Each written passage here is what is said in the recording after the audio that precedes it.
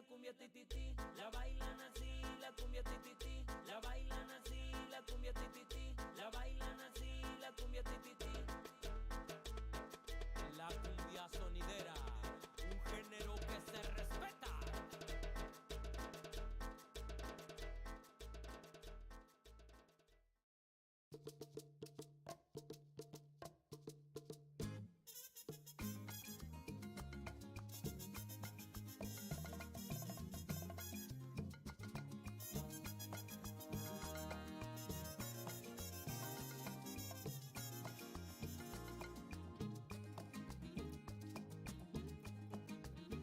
Procura seducirme muy. ¿Pero qué te dije? Adentro, por favor, adentro. Todo lo que en el acto te haré. Procura caminarme ya como la del mar.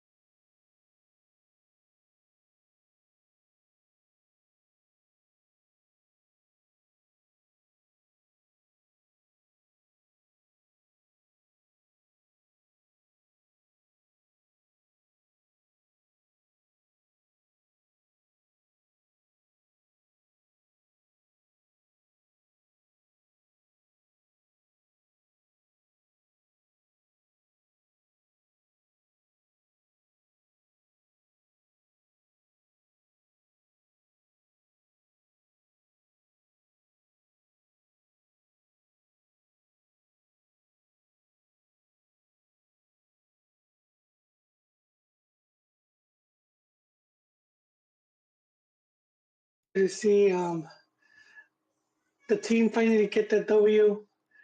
Still waiting for that K goal. He had a pretty good play right before he got subbed out. He goes past two players, and then the ball just whizzes by. Pretty close. Yeah, yeah. Yesterday was a glorious day for Chivas fan. The long anticipated victory that had been just a struggle to get in these first matches to start the season. We were the better opponent against Santos, and we weren't able to capitalize on our advantages in that first game of the season.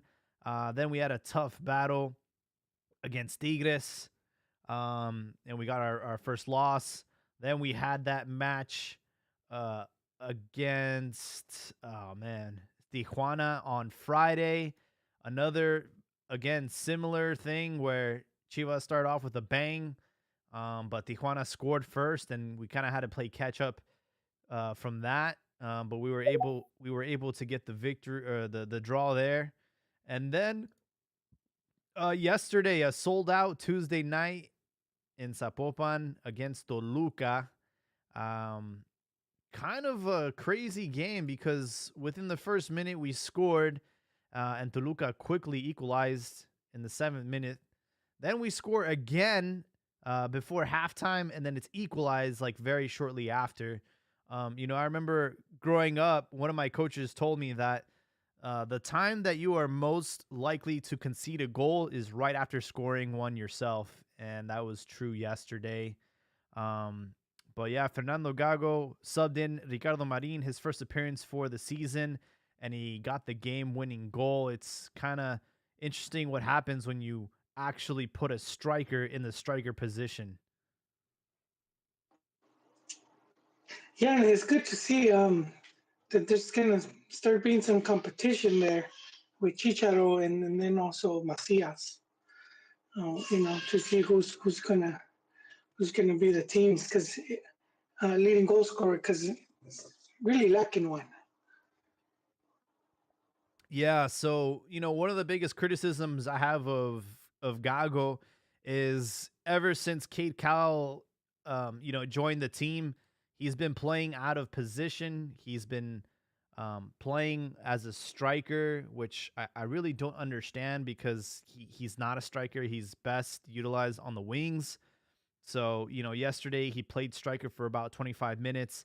And then when we finally saw the first glimpse of like his capabilities, it was when he was actually in position and he almost got a goal. And then he was substituted right after that. So it was very disappointing. I know right now Chivas are struggling to have strikers. Macias is still recovering from his injury. He says that he has to rest, because his knee's still getting used to the weight. And obviously Chicharito came in with a torn ACL, so he's not going to be ready till March. He said that like he could take a risk right now, like he can actually go out and play, but there's 70% chance of him like being good and nothing happening, but it's just like a high risk that he'll re-injure his knee unless he gives it another month. So, they're saying that maybe March or April will be his return. Damn, he'll get injured during warm up. Yeah, I mean, it's like, why rush something, right? It's like, I remember when Michael Jordan broke his foot, and they talked about it on the documentary The Last Dance, that the doctor said, you have a what do you say, like a 90% chance that that you'll be good, but there is a 10% chance that you can get re-injured and like be permanently like that, like it's like permanent damage. And Michael Jordan was like losing his mind, on the bench. He's like, so if you told me, there was a bottle of pills, and if I took 9 of them, I'd be okay. But if I took one, I'd die. Like, I'm willing to take those chances. That was like his way of justifying that he was ready to come back. But with Chicharo, it's a higher risk. Higher risk of him getting injured again. So I'm fine with them, not trying to throw him back out there just now. Let him take his time, and that's kind of like what Gago said. He's like, hey man, he'll be ready when he's ready. I'm sure you guys will find out before I do. But as of right now, just like chill. But I mean, can you blame the fans and the media after they did what they did on Saturday? Like, did you catch his show on Saturday? I did. I saw they had the coaches, got the video of his Güero Real. three of his, yeah, Güero Real and Ancelotti and Fergie. Alex Ferguson, Sir Fergie. Sir That's Alex. Sir Fergie. Yeah, and yeah, very very emotive, very like emotional. They show him in the tunnel, right? Meet and greet with all these players. I always see Bofo there. Like, what are you doing? Because I don't think he works as a coach or anything. But they No. always put it like on the promo, like when they introduced Fernando Hierro, there was Bofo. He was right there, dude. Was he? Bofo was like, yeah, he was in the Greek. And it's like, is he like a server for the VIP section? He serves drinks. So what's he doing? I haven't seen the Chiva Loco in a while, like the mascot. So I don't know if he's just like the new mascot now. We Buffalo do like story is that shit. interesting because But like there was a time where like the institution kind of like turned their back on him, like he wasn't welcome. But I think over oh, time, really? They didn't even let him retire there. yeah. He wanted to retire, and they were like, nope. But he's made a couple of appearances in music videos, and I think he's made good. He's made good with the fans. But Well, because Chivas, see, this is part I've always found kind of a bit sad. Chivas would do this. They would, like at the start of the season or when they did presentations like this, they would bring out like the Campeonísimo. And those dudes were like gold, dude. They were like gold. They're like wood carrying them in. It's like they dug him out of the cemetery, dude, and just put them there. Because and it kind of talks about how many players the club's been lacking like iconic players. It's one win every 10 years. Now one championship win. And I was like, man, let these guys rest already. They keep dragging them out. And so now it's like, well, who do we have, dude? Like that's like really popular. And Buffalo, of course, Buffalo's one of Buffalo is them gonna for be sure. one of the main. Yeah, they could even do a video of his like a highlight reel of his goals because he had really good ones and massive wins. And so it's like he's always there, dude. Like he just waits. He's probably waiting at home. They call him like every 3 months or something. You want to hang out? I thought he was playing indoor soccer, but maybe he finally like just stopped playing. But I would know. It's what, like 40? I remember out here story. He was playing like indoor soccer in Chicago. Before he retired.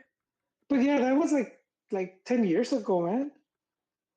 I don't think he's. Let me see. He's 44, dude. But you can play indoor soccer. I don't know, man. Chicago Mustangs, 2016. Yeah, he was still playing, bro. See, he told you, but that was 2016. Like I said, almost 10 years ago. Bro, 2016 was like 5 years ago now. Time flies, dog. 8, dude. 8, yeah. Oh my goodness. But dude, like car salesman would. Yeah. What would you, dude? Like, I'll admit, the Chicharito unveiling. I had never seen anything like that in my life, bro. Like, I've seen it. I've seen, obviously when Ronaldo joined Real Madrid. Like, I've seen that kind of shit, but I've never seen one of our own get that kind of welcoming. And I got emotional, bro, because like I don't think I realized, like, holy shit, like he's back, and it's been like 10 years, bro. Like it's been like, it feels like it's been like 10 years. It's been a long time. He comes back with one leg. Like, I think about when he had caught fire, lightning in a bottle, going up into that World Cup year in 2010. He just finally made the cut like last minute. Like, I just realized, bro, it's been like 14 years. Like, holy shit, man. It's been a long time.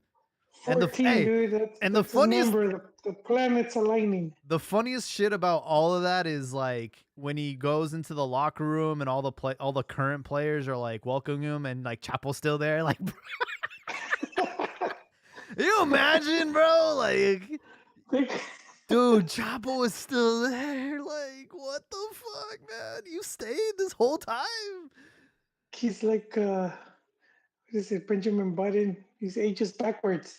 He's in 10 more years, he's going to be, like in 5, he's going to be playing with the juveniles. Dude, that shit's crazy. Like, so that reminds me of like my first job, which was at Walmart. And I was like 18, right? And I worked there for like a year or two, and then I left. And that's like me going back now and like still seeing the same people work there. And it's true. Like, I go back there, dude, and like the same people still work there, bro. I'm like, bro, it's been like, dude, it's been like so long, man. Like, you're still here. Still, dude. Time stood still right there. Like Yeah, I fuck. commend Chapo for being a one man, clan, to club man, but god damn, bro. It's just you don't see it no more. And we've talked about it here. How before it was more common to have a lot of players Uh-huh. like do their whole career at a club, Yeah. and it ended up being where players would just get thrown around, which is what happened with Cuauhtemoc. He should have been a player that should have never left the Eagles' nest, but he ended up at Jaguares, dude. I mean, shit, and dude made him Irapuato. contender. He made him contenders. I even forget about Irapuato and Santos. He went I, to I like this pairing. I don't think he went to Jaguares, dog. I, I think your mind's playing Wait, tricks on that you. was both of them. That was both of them. I'm Bofo mixing went to timelines. Bofo went to It's a Jaguares, dude. Jaguares and Querétaro. Yeah. And then Blanco was at Santos, He went to and America, Necaxa, Real Valladolid. Then he went to Veracruz, Chicago that's the Fire, thing. Well, I was Santos, thinking that, yeah, Irapuato, Dorados, Buap, Puebla, and then fuck, dude. I know, bro. But he went to Puebla. They win the Copa MX. They beat Chivas. He got dragged through the mud, dog. Yeah, he did. Santos, though, him and Nachita Ludueña, I used to like seeing them play together. Yeah, he did get dragged, man, but he should have just stayed. He I should mean, have I just don't stayed think in it was Ames. his Just, choice. I think he also had like a falling out with America, no? but what's the lack of professionalism that a lot of these players have? Uh huh. And which is weird to say because that dude's what is he? He's a governor. Yeah.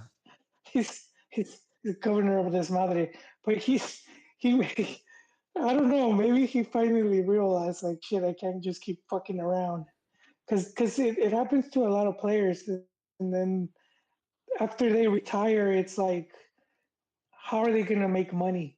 Mm-hmm. You know, because a lot of them that's all they knew was football, and a lot of them didn't study or they didn't invest or it's sort of like those people that win the lottery. Mm-hmm. You know how they say that the majority of people that win the lottery end up broke again Yeah. because it's like They just didn't know they'll how buy to like an handle their money. Yeah. yeah, because if you buy a 10 million house and then they don't factor in okay property tax, Yeah. maintenance, buy a fucking boat, you have to probably pay to have it shipped somewhere, like I mean, docked somewhere, and even to fix it and all that. So that they don't, even if you buy a really expensive car, just the tune-up alone, it's like it's Yeah. massive compared to the average. So they don't see all those added expenses. The water bill is like quadruple what you used to pay water bill, and so they end up broke. And it's kind of the same with these players, like, and you see it when sometimes they show them like I don't know if you've seen them when they're walking in the airport and they got all these bags of like Gucci and all these like Louis. Burberry and all this. Yeah, dude, they're like they went like Bro, they already spent. Alexis Vega's like one fucking paycheck away from being back on the streets, dog. Like, you know what I mean? Like, if he stops getting like money coming in, dude, that dude is fucked. Yeah, he's gonna be. And Hold on. yeah, you're good. We also have Rio Rosco joining us tonight. Thanks for hopping on, man. Yeah. I would just like to talk a little bit about Chicharito. Let's hear it. I didn't get the call. Okay.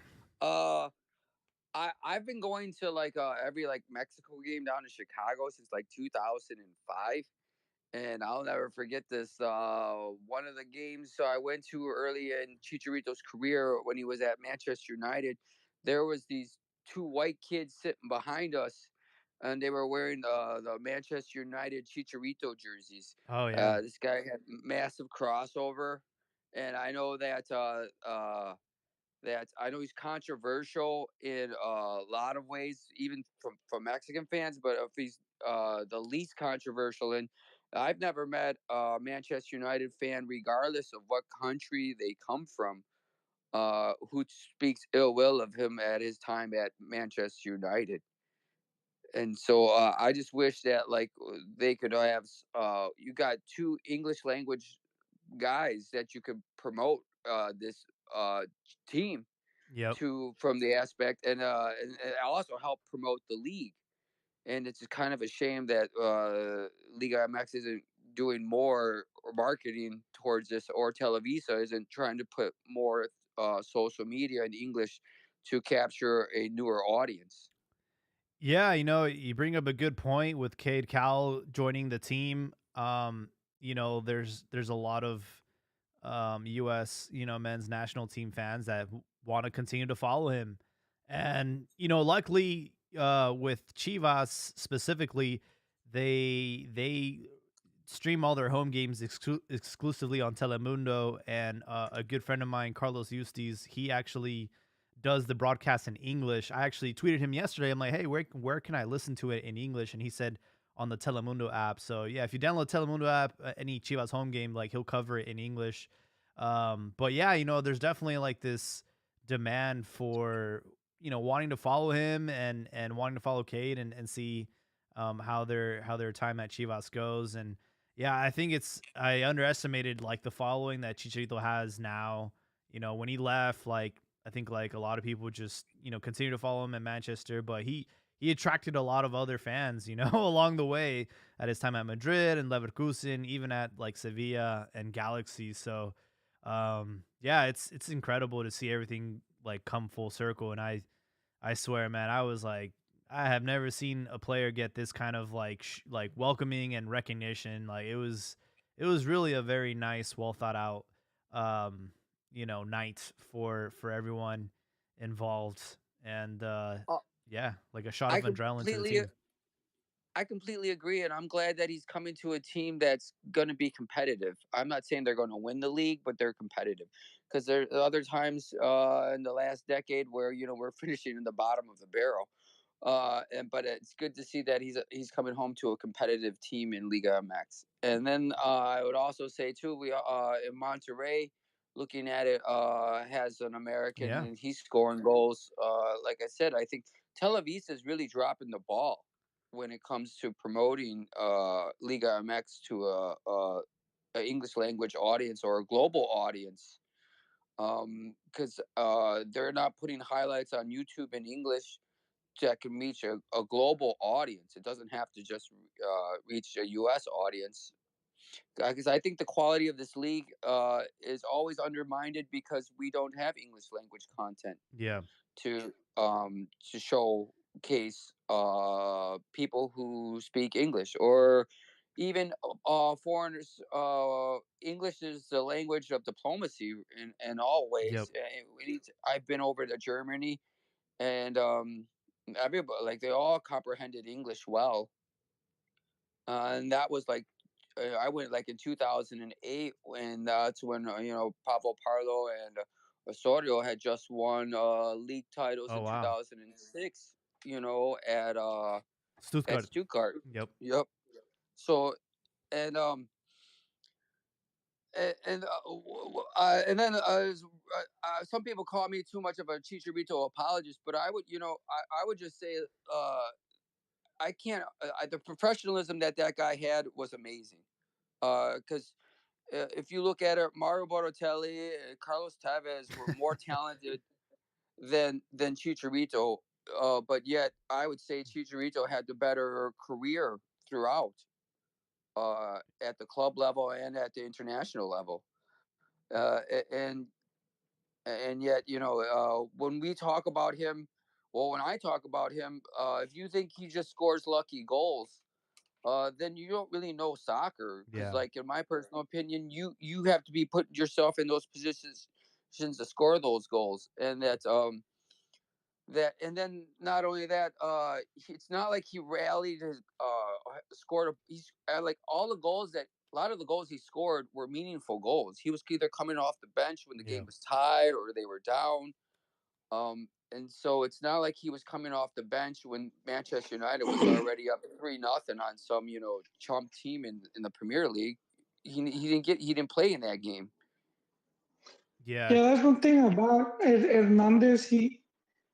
How you could tell how good he was because technically he's not up there with the best of players, and that's why um, they don't rate him as high. You're not really gonna see him go past 2, 3 players. You mean like But tactically, right? Tactically, like dribbling and all that. Yeah. no, technically, Yeah. technical, Yeah, exactly. Technical, my not bad. tactical. Tactical, I think that's where he excelled in the sense that he was really good at finding open spaces.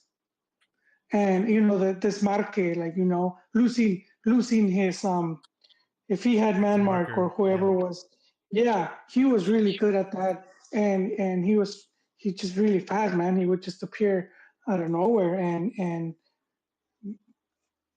well, of course he was good at striking the ball, header and strike.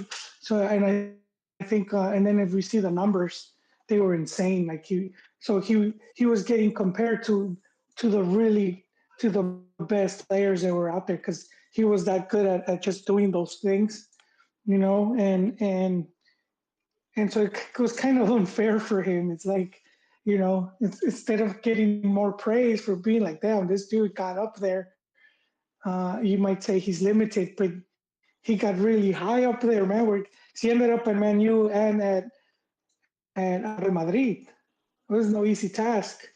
Yeah. When you see the strikers that get to play in those clubs, it's usually really like the best of the best. So that's where he excelled, and it's kind of. I don't think he's as fast as he used to be, but I still think he still kind of has that knack to to be at the right place at the right time to kind of know where the ball's gonna land. I think he still has some of that in him, He can play to his strengths and in I Liga think MX for sure. yeah, yeah, I would say just on the controversy bit, I don't think he was ever like so controversial. People were always like on his nuts. I think it was toward the end because you have a lot of there's this like love hate going on with coming to MLS, and Yeah. when he goes to the Galaxy, that's when you started seeing all of this anti Chicharo campaign. It kind of started before when he was at Sevilla, and he started to hang out with just like the wrong, like he surrounded himself by the wrong people. Dreyfus is one of them, and all of those other like idiots trying to leech off of his fame and start this YouTube channel. Ever since he started Naked Humans, bro, that's when he started to act hella weird, dude. And Yeah, that's when he just basically when he started to get his own platform and started to talk like outside of just like his interviews after games. I think that's when people were like, all right, dude, shut the fuck up, dude, and just stick to football. Cause like you hear this guy talk, he loves talking, right? And he's very opinionated, and I think like calladito se ve más bonito type of vibe, just like dude, just shut up and score goals, cause like you're spitting out a bunch of like shit. so he was doing his streaming when he was at Sevilla. No, he started doing like the YouTube channel like around that time, like when he His was Twitch. on just like the YouTube channel for like this vlog that he had with his friends and his wife at the time. And then it just when he got to LA, I think that's when he picked up like the whole streaming thing. Like Oh, I think I remember that. Was it like sort of like a reality, yeah, it was just like something live or it was real called life or it some was shit? called Naked Humans. Naked Humans. There you go. I forgot about that, dude. My Yeah. brain, they got rid of that info, man. It's like shit I don't need to I don't know. even know if it's still Even up though, anymore, but it was pretty cringe worthy, and that's when you started to see how much of a influence like his life coach had on him, and how he was really poisoning the well. Like he had a lot of issues with his relationship with his wife, and they were like vlogging everything, and I'm just like, dude, like I don't know, man. yeah, he opened that window right to his personal life, and that wasn't good. Yeah. And then that's when he recorded himself like crying and like talking to his parents about That retiring. when he accepted Dude, his. that's the dumbest. That was his dumbest move. I'm gonna say that he's done. That right there when he's crying and he's like kind of saying like it's over, Yeah. you know. And they're saying, oh well, he meant his career, and I can kind of understand where he sees like his career is at the end.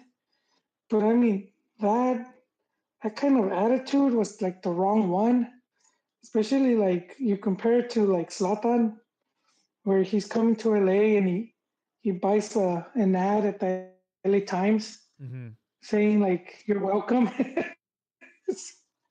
And he's just like, this dude he gets there and he's like, what number championship you are? We're like gonna get the next one. Just shit like that. He's just like overconfident. And Chicha was like the opposite, dude. He's crying like a little bitch. And I think that at that point it was like I know it's a turnoff for many fans. He ended up doing pretty good, but I think like if he wanted that like hero status, he should have then just gone to Chivas. Yeah, I think shit just didn't line up at the time. Um, and I do think that his return to Chivas is, I think, like overdue, like at least like 2 years, maybe. I would have liked him at like 33, maybe going into like the World Cup, like that year before the World Cup. Now Yeah, now that the World Cup's like what, I guess it's only 2 years away now, but I don't think realistically, dude, I don't think he has a chance of making the squad in 2 years. I think he does, Jaime. At 37, But he needs yes, but he needs to be in tip top. It's not like Max has a bunch of strikers competing for a uh-huh. spot, dude. You know what I mean? Yeah, I think if he's on fire, he could Uh-huh. go as a super sub type of player. I I don't don't think know, he would dude. I be the mean, starter. But 30, yeah, dude. There's been old players. What was the oldest? Was he no, like I don't doubt that. 40? I don't doubt that there might be a fat chance that but I mean, a lot can happen in 2 years. Right now that looks realistic because of the lack of competition. Like, yeah, you have Santi Jimenez in Europe, you have Raul Jimenez in Europe, and then you have Henry Martin. And I know if Chicharito goes on a tear at Chivas, that has a lot of weight to it. Okay, scoring goals at Chivas and being the one of the league's top goal scorers is gonna supersede almost any other performance outside of Europe, right? So I have no doubt that he can actually squeeze back into the national team, maybe. But 2 years, bro, like he has to maintain that form for 2 years. And who's to say that other players aren't going to spring up? We saw La Hormiga Gonzalez yesterday make his like Chivas debut, and he looked good out there. And that's another player that if he catches lightning in a bottle, we'll see what happens in 2 years. There's a lot that can happen. True, true. No, but that's why I think because I mean he's done it before. Like, what if he wins the goal scoring again? Yeah, What if he becomes top goal scorer? yeah, I agree. I just because there just hasn't been that many players that have been really consistent, like strikers. That where Well, you're like, all right, they're all competing to see who's who's gonna be the starter, and he kind of just not there. yeah, Ray Orozco brought up Brandon Vasquez, who's having no problem settling in Liga MX, and at Rayados he's got like 3 goals already for the season. Um, that's a player that we missed out on. He ended up going for the U.S. men's national side, but he was eligible to play for the Mexican national team as well. Yeah. Well, some of these guys already have their mindset. Oh, you good? They're big. Yeah, I dropped my earpiece. Oh, Can you hear yeah. me? Because I mean, they go to camp. They'll go to like both camps. Some of these players to both Mexico and U.S. camp, Yep. and they're playing already. So yeah, I kind of feel like sometimes they feel that one side's probably going to treat them better, or they end up like with a better relationship with the coaches. Because and then you see with Max, it's like probably right now there's probably like a whole different coaches as a cleaned house. Like who are these guys? I don't even know if any of the previous coaches survived. Yeah. Yeah, again going back to the welcoming Chicharito had, it was pretty heartwarming, and then seeing him with like his old players, Ramon Morales and Bofo. Yeah, it was a nice touch. And I think that was just like the shot of adrenaline that Chivas needed. Like the fans showed their support yesterday, selling out the game against Toluca on a Tuesday night. Part of me wonders if this was before, like a little bit was before, anticipating Alexis Vega's return, because I'm sure the fans would have loved to give their piece. But Alexis Vega was too much of a bitch to even go. He stayed. He didn't even make the trip, dude. He's got no backbone. Didn't even. Oh man, yeah. He wanted. I mean, if he wasn't gonna play, it's Toluca saving some airfare. Yeah, I know. It's just like this guy hasn't learned his lesson, man. Like he's literally, at the last resort going back to Toluca. And what does he do? He skips training. He starts doing videos to shout out like bandas. Like, bro, what are you doing, Wait, dog? did he really skip training? He hasn't been training, dude. He's been too busy partying, giving out shout outs for, a couple pesos. I don't know, a couple beers. Like, like this dude is just like got his mind completely like not focused on, like, this guy's not gonna learn his lesson, sadly. That dude's gonna end up in like Costa Rica or Nicaragua, dude. Costa Rica's been good to a lot of Mexicans. They've been Where's good to Guatemala too. Where's Guli Guatemala's Peña? been the. He's at like El Salvador right now. He was in the Middle East. Wasn't he in the Middle East? He was in El Salvador, then he went to like the Middle East. Oh, you're right, dude. No, he's in. Where alcohol is banned. Someone they tricked him into. Tricked him in. He is at. All right, he was in the. Yeah, he was like in the Middle East. Now he's in Syria, bro. In Syria. Yeah.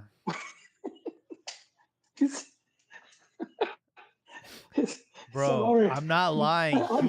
He's at. I'm picturing the Street Fighter 2 map.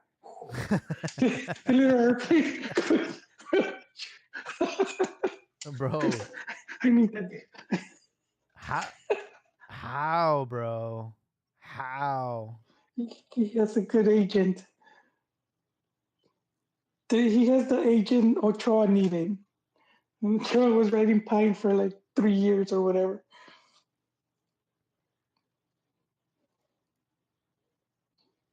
I'm like, he's literally at a yeah, he's at a Syrian team, bro. Hatin SC. So damn. Random. He hasn't made an appearance. Like, I'm looking at his Wikipedia. Like, he hasn't been playing. Like, he didn't make any appearances at his other club. Like, I don't know, dude. Is there something else going on? Like money laundering or some shit? I really don't know. Pretty much. Like, how the fuck do you... How does this guy stay employed, dude? It's crazy. That right there. Like, that's like one of the things that it does happen. As as odd as it sounds, it may sound, but that's kind of how it is. They probably look into who his agent is, and if he's one of those crooked guys, then yeah, it could make sense that he's, dude, the craziest thing about him is he's younger than Chicharo.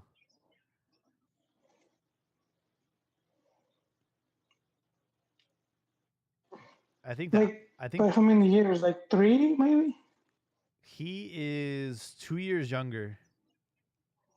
Uh, well, I mean, to still be playing. I think the alcohol just makes him look a lot older, dude. Yeah, that was the thing. He did get. Remember, he went a few years back. He went like on a bender, and then he was lost for like a couple of weeks. Was that when he was at Cruz Azul or where? One of those.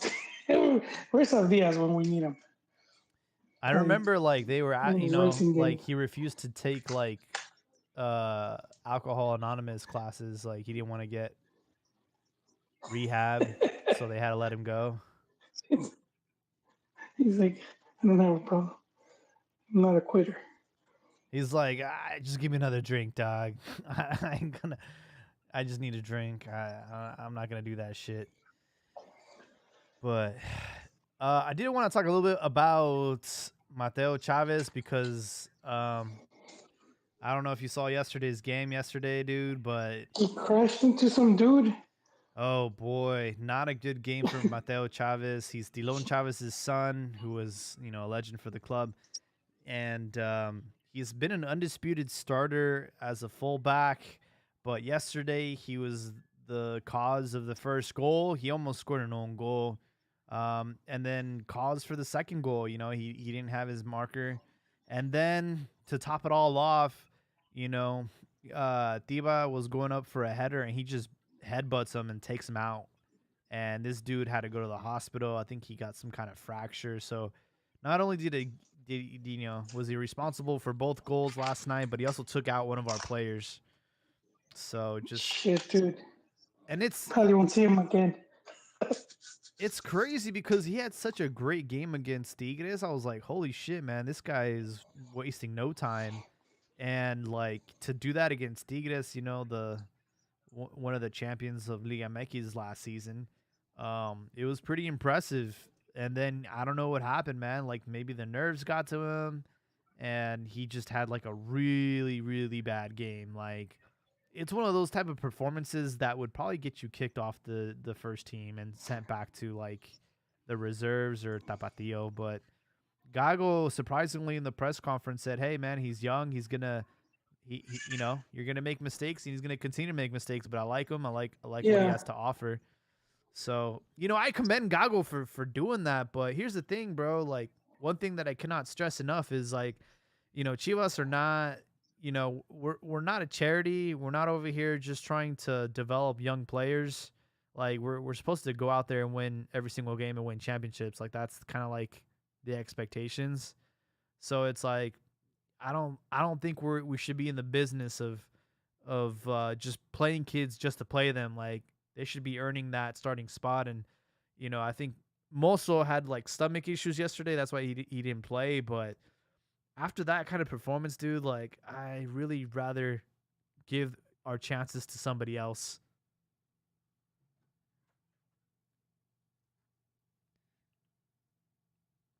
And like I'm not hating on the kid. I understand like everybody has a bad game, but yeah, it's just one of those things. Like you cannot be a liability like that and expect to continue to be a starter. No, I agree, but I mean also kind of shows where Chivas is at, where they just don't have that many players. So Well, they have to bet on young players like that. And just they let Chicote leave and they let Mayorga leave. We need some money for the Chicha fund, dude. The Chicha fund. Yeah, that could be it. Yeah, because in Mex, when you see on average, I'm just talking about like on average, like the average top player is gonna earn about 2 million, like 2.5, and then you have the very well known players like Gignac and those guys who earn like upwards of 4. I think Gignac at one point, I heard something around 6. And that's million, just like what was been reported. Yeah. That's not. but That's not so I even mean, considering Chicharo was like. earning about close to that. Oh, at Galaxy, he was making money, dude. Yeah, so but I mean, I doubt he's he's getting like 2 million. What Pretty sure it's closer to like at 4. at Chivas? Chivas, yeah, Yeah, yeah. I doubt he's getting like 2 million, like like that. I'm not sure what his salary at Chivas will be, but I'm sure it's substantial. Um, but I'm sure it's not the same as what he was making at Galaxy. Definitely not. No, but then at the same time, the club needs to like, all right, we need to clear wages. That's, What I who, will tell you who is can we get rid of? I am quite sure that Chicharito, like the response that the fans have done due to his arrival, I think it's going to entice like Chivas' sponsors to continue to bring in bomba signings, Yeah, no, that's true. especially Puma, dude. Like I'm sure they made their money back in like just the jersey sales, dude.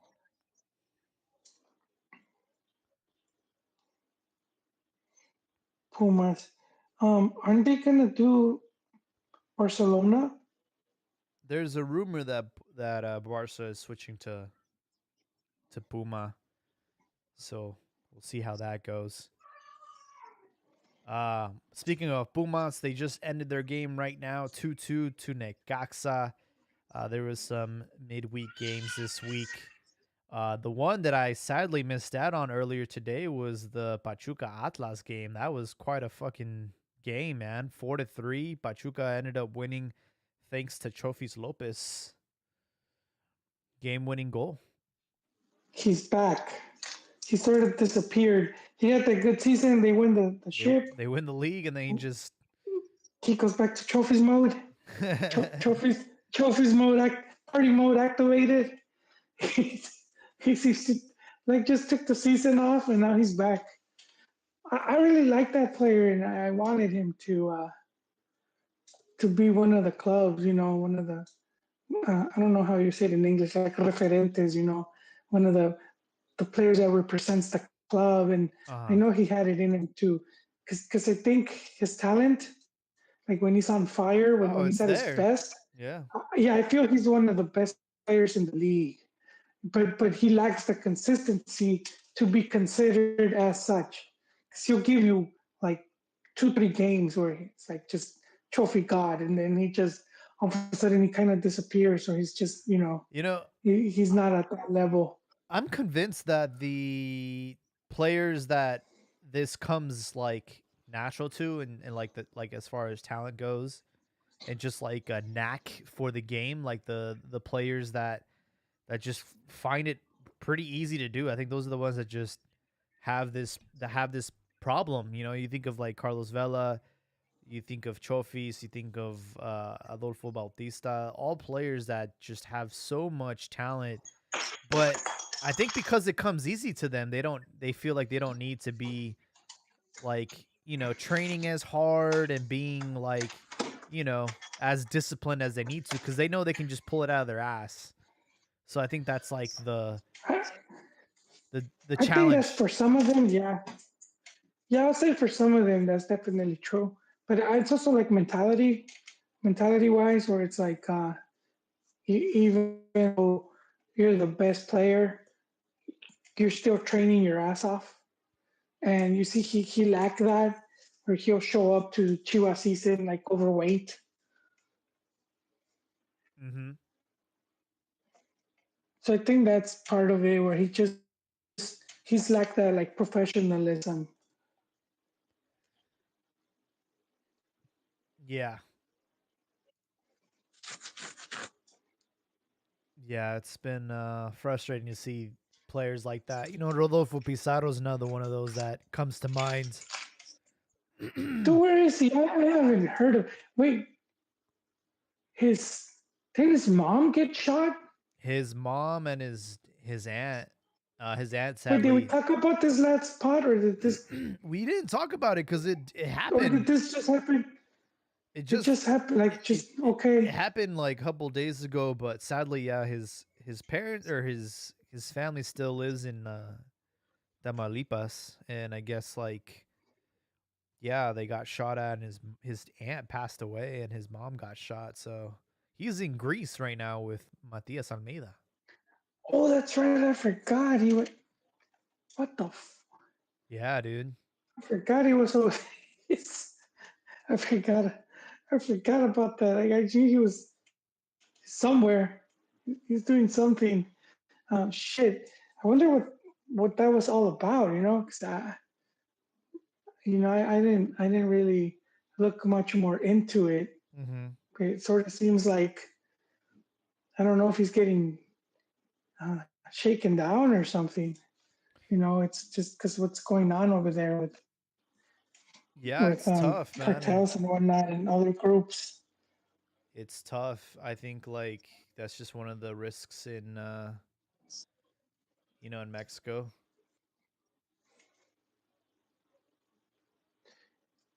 Yeah, well, I know he came up like three times, where I know he made some good money when he arrives at Chivas, that record deal, 17 million, and then he goes to Monterrey, another big signing, and then he goes to Miami, and so I mean I think in those three transfers he must have made some good coin. So yeah, he should have taken his family. I don't know. I don't know if it's safe over there. I don't know what the. Yeah. I never been in that. I probably passed through there, but I think if you're in Mex and you're making some good money, and you better be in an area where shit like that just doesn't happen. Mm-hmm.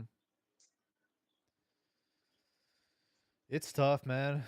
I know it's happened quite a few times in Mexico, right? Like Jorge Campos' dad got kidnapped or some shit like that, right? Or You're going far back now. You'd yeah, have to. Have to. I remember Yeah, like would his have dad to. got like kidnapped or some shit. Hey, let's ask the internet. 'Cause, man, I can't. I That remember. one is skipping my mind.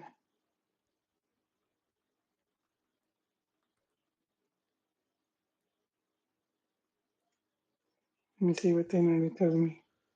Oh yeah. Here it is, dude. So 1999. damn, that's not. Yeah, dude, you went back 20. You're in the time machine. Mm-hmm. Yeah. 1999. Guys, Pumas. Hold on. Where's where's the quote?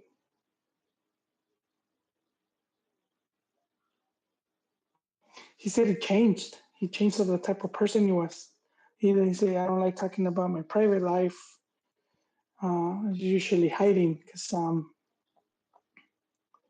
he likes to kind of be by himself and he feels more free. Mm. So he lives in the United States and I don't come to Mexico a lot. This is from 2020. Um, yeah. Says many of his teammates have told him he's exaggerating. Huh. He says that after his dad was kidnapped, he took way more precautions. Yeah, I remember He like said he, Canelo got his brother got kidnapped and nobody knew about it until he interviewed.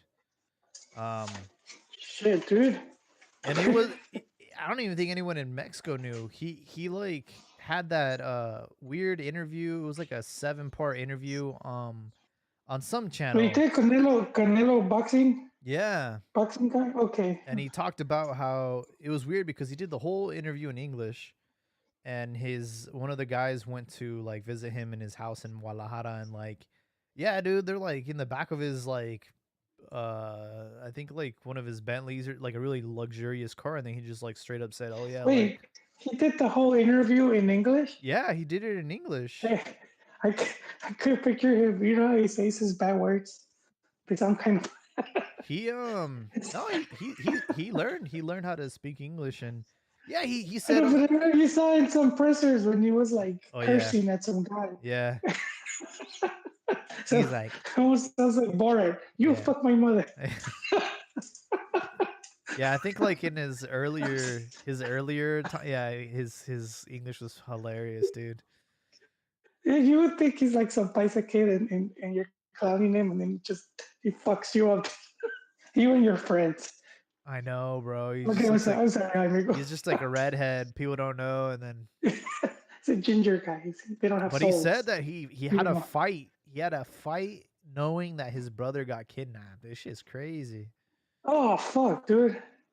That's right up there with a Chalino. Yeah, you guys seen that the video now? They put it on Oh, social media a lot now. It keeps popping up on my stream, man. I don't know who I'm following. Every Chal- week I get it. Like, Chalino huh? Sanchez? Yeah, when he's performing, and then they give him a little paper Yeah. where it says like, "Hey, man," it's like, "Stop playing, or we're gonna." And he keeps singing. Fuck, dude. I That think must be harsh I to think the damage continue that fight. I think the damage was already done, dude. Like I think they warned him like if he was to go to that part of town, like they were gonna kill him, and they did. In anyways. Oh, I probably thought, oh shit. That shit's fucked, dude. But it happens in Mexico. There's been some interesting transfers. We talked about Brendan Vasquez coming to Mexico and how he has not had any issues with the transition going from MLS to Liga MX. A lot of Americans are saying that just proves that MLS is more competitive because he came in scoring goals. But the one that's been the one that's been really upsetting people is another player from Europe returning to Mexico, Gerardo Arteaga, who was out in Belgium. He has returned. Now he's playing for Rayados. And it sounds like also Jorge Sanchez is returning to Mexico. He's going to go to Cruz Azul. So, as of late. Yeah, but it was in Belgium. Huh? I mean, these Mex fans, man, they're still unrealistic about like that for these, like, it's almost like they see the football like kind of how they'll see them playing their FIFA game. Uh-huh. Where you want this player to be here and then you just move it. And it's like they forget that these players have their private lives and they depend from this money, and it could be a very short career. He could get injured and then that's it. There goes his paycheck. You know what I mean? So a lot of times, if you get a chance to, I kind of don't like this term, but I don't have a better one right now, to cash out, they'll take it. Uh-huh. Because you could wait. Look what you can wait. You want him to wait 3 4 years, grinding. These dudes have been grinding since they were 12. Just to stay on the pro teams or on that level, they're grinding it since they're like 10. Well, I guess like the question I have is like, why are we seeing this trend? Like what trend? Because like we had this motion of like we're gonna try to send as many Mexicans to Europe. That was like a huge campaign, and even like even recently like that's the media though. That's the media, Jaime. No, but like Jaime, let's be honest. It came from the FMF directly when they were talking about like what the changes they're gonna say, and they're gonna make it easier, more accessible for players to go to Europe, and so so like I guess but see that's after years. That's after years of the media pumping this into the public and then changing the public perception, where now everybody thinks, oh, for Mex to be world beaters, they need all these players in Europe. As if that's gonna make like automatically it makes you better. So I've lost count of how many players have like had that heel turn, right? I mean, Lainez did it, Flores did it. Now you have Arteaga and Sanchez. So it's like, why do you think they're returning back to Mexico? Money, dude. Yeah, It comes down to money because it's like the majority of these Euro teams, they're not paying them a lot. And so then it's sort of like, you kind of have that promise of if you do well in the team, then a bigger team is going to take you. And then you could get the money. I see. But that's not always true. That's not always going to happen. You're not always gonna become that hot commodity or that one player that everybody wants, and there's a bidding war for you. Yeah. So you could just get stuck playing in teams, and this is the other thing about, like, I think a lot of fans, especially younger ones, don't understand, because when we see like the transfers or what players get paid, it's from the big teams. Uh-huh. And we don't really see from the mid to low table teams, where a lot of times they're scrunching for pennies because they have to compete with these big clubs. And I'm telling you, going far back to, like, I could say like 20 years, I would see Mexico teams like Tecos beat La Liga teams for players, where they'll like, and I forget the name. We've talked about him here. It's a Bolivian. He was killing it in Bolivia. He had like 50 goals or something, 80 goals in a year or something like that. And some La Liga team wanted him, and Tecos just brought in more money. It's Tecos, dude. They don't even exist anymore. And even back then, they weren't even that big of a club. And Tecos beat that La Liga team for the Boliviano guy. Uh-huh. And you saw it with other players too back then. Because before, and I'll say before, like you would see like all these like national team caliber players coming to Liga MX, right? I mean, like, I think 98 World Cup it's like 98, and I think 02, and Mex League was one of the leagues that had the most. Like when you look at the leagues that have the most players at the World Cup, and they were up there. Saw all these good South Americans from Colombia, Ecuador, and whatnot. I think you kind of don't. I don't think, like, I'm not like, Yeah. I do agree that like money does play a factor with players returning to Mexico, but when you think about like these players in particular, like obviously Lainez comes from money, it's pretty evident. And there was a reason. Yeah, but okay, let's stop it right there. Yeah. Jaime. You said he comes from money, but how much money, right? I don't know how much it is, but let's say that I would they say do come from money. I would say enough to like be able to not have to worry about taking a sacrifice, like him going to him going Like to Macias. Betis, right? Like him going to Betis, like, yeah, he was probably making less than he was making at America, but it's not enough to affect him because the guy was already, his family was already wealthy. I know, but that's what I'm saying. Like, how wealthy? Do you know what I mean? How wealthy? And then it's sort of like, how many Oxos do they own? And you know what I mean? I mean, how many Kukuroos are in the line? I have 21 Kukuroos. Yeah, I'm going to be fine. 23. I have 23 Kukuroos.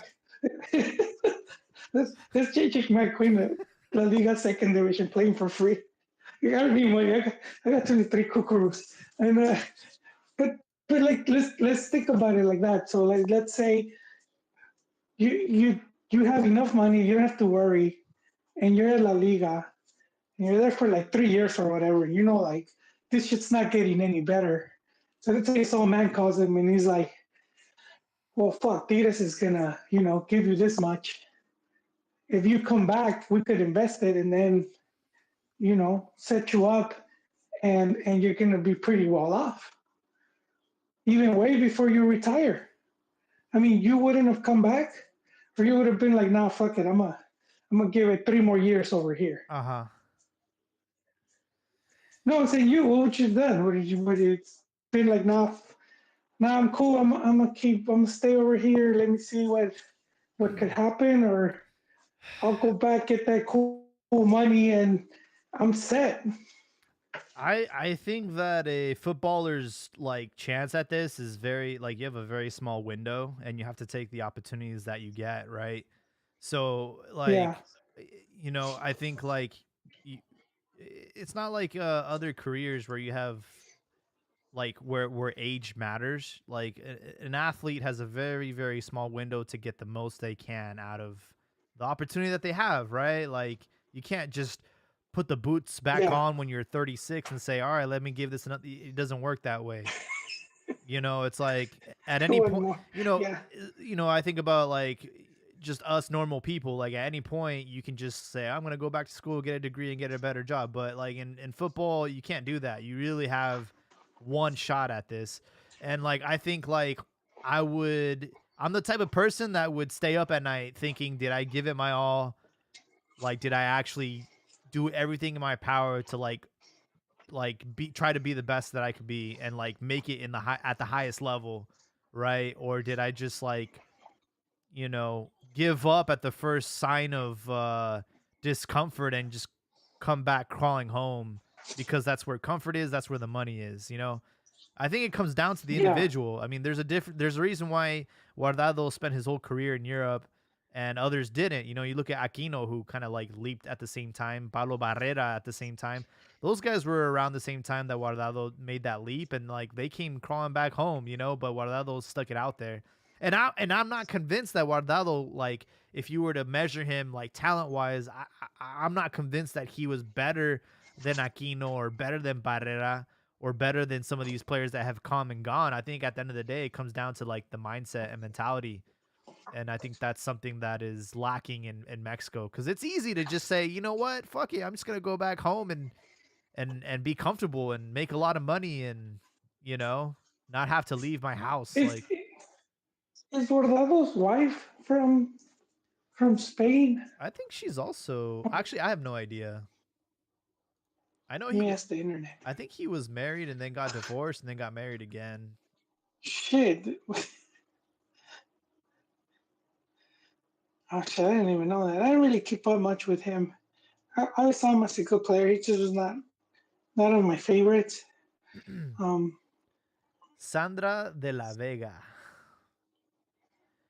Yeah, so he had a hold wife. on here. He had one wife and then he got married again. But I have no idea where she's from. Oh, no, because I was just talking about like that feeling of comfort. Uh-huh. Because for some people it's easy to move somewhere, and then you can adapt pretty easy. So, for example, like Vasco Aguirre.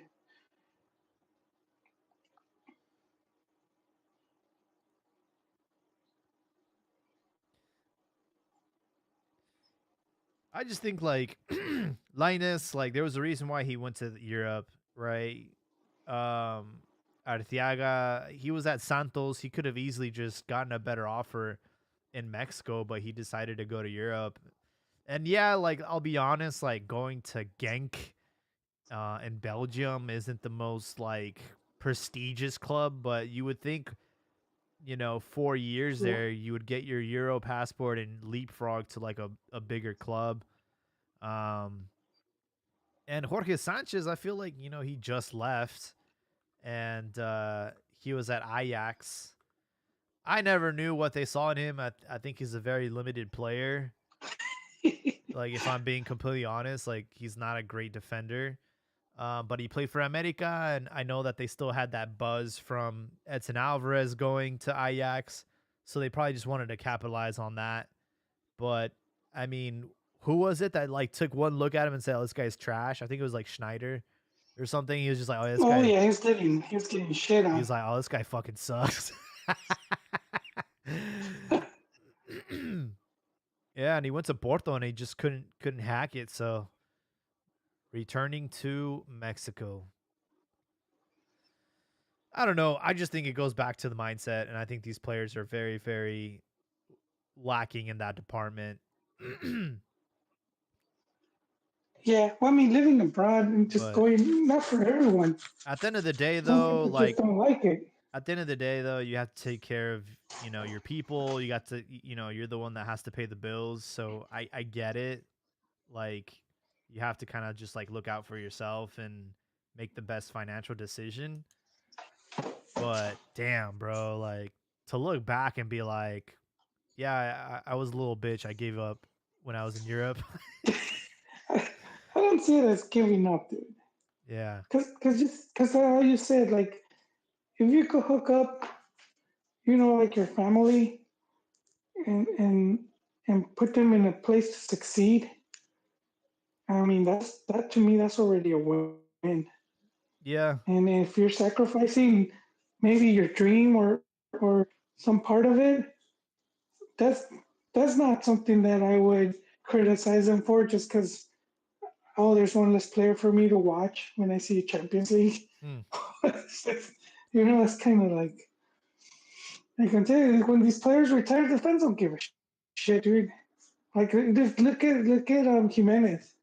Everybody was saying it's nuts. He gets that injury, Uh-huh. and he turns into a meme where they're putting him in wheelchairs and all that, and mad at him because he went to the World Cup and all of that. Hmm. And it's like you're kind of in it for yourself, and then it's like your family. Yeah. I don't know, man. I think in the grand scheme of things, people will forget about the Arteagas and the Jorge Sanchez's of the world. I think Linus still has something going for him because he came back to Mexico and won more titles, and he's still young. He can still return. But as for these other guys, they'll probably just remain in Liga MX, and that will be it for them. You make it sound like it's a bad thing. Well, and another thing too Dude, is I would like love to play Liga Mix. I haven't even seen any improvement. That's another thing too. I haven't seen any improvement. Like you saw these guys go to Europe. Like did their passing suddenly get better? Did their defending get better? Like I really haven't seen these guys like level up. And I'm critical of that because like I saw like dude, we sent Massa Rodriguez to Europe, dog. I saw the transformation. Like this dude could barely string a pass together, and he comes back like, Man. dude, he was so much better. No, he was good though because when He when elevated, Hans bro. takes over, yeah, but I think Hans worked with him a lot. Hans Westerhoff, and he worked with him a lot, and but his talent was there. You don't get that for being that tronco, and especially in Mex, there seems to be He was a like tronco, this bro. stigma against top players. No, man. He was good. Like don't get me wrong. He was good at his job, defending, and the aerial game was very very good. But I mean, like him like dribbling the ball and like passing, like were not his strong suits. And then he goes to PSV, or did he go to PSV? And I was like, holy shit, dude! Like this guy elevated. Yeah, but I mean, look, with Chivas, it's not like he hadn't done any. He won a league title with Chivas, Oh yeah, for sure. Yeah, no, for sure. No, he was great at Chivas, and man. then he was looking good in Libertadores. So it's not like Yeah. he wasn't. And I mean, for PSV to see him and be like, all right, this guy is good. Yeah, him and They didn't, they Salcido, didn't bro. just they didn't just take a lump of coal, man. Right. They saw something there. They saw a diamond in the rough, dude, and they fucking polished that shit. I do agree with you. He got polished, but I'm just saying he wasn't. People always paint him in this really bad way. Of he I also think he left Chivas like kind of like a twig, and then he came back and he was a lot more yoked. Like that was just another thing too. Yeah. So I mean, there are some noticeable differences when you make that leap to Europe. Like you elevate, you get more physical training. I think they're a little bit more critical with your passing and making less mistakes. But you just don't see that from some of these players that have gone and like come back. You're just like, dude, you didn't change it. Like I think of Eric Gutierrez, Chivas picked him up, and I'm like, I really don't like. I know he's been okay, like he's been okay, but I don't think like, oh my god, like the only thing I can say that he learned from being in Europe all that time is that he can play with a short sleeve on a rainy day in Nuevo León. The cold doesn't affect him. The cold does not affect him. For me, the best example is the Chiva goalie, right? And he's over there in Portugal, and he's Gudiño? Training next to Iker and playing over there. And he comes back and he loses his spot to a Canterano. It was like Tapatio. How is this Tapatio guy beating you, man? Yeah, I agree. You got to be over there where you were supposed to level up, and this guy just took your spot. Yeah, no, I don't even know where he's at anymore.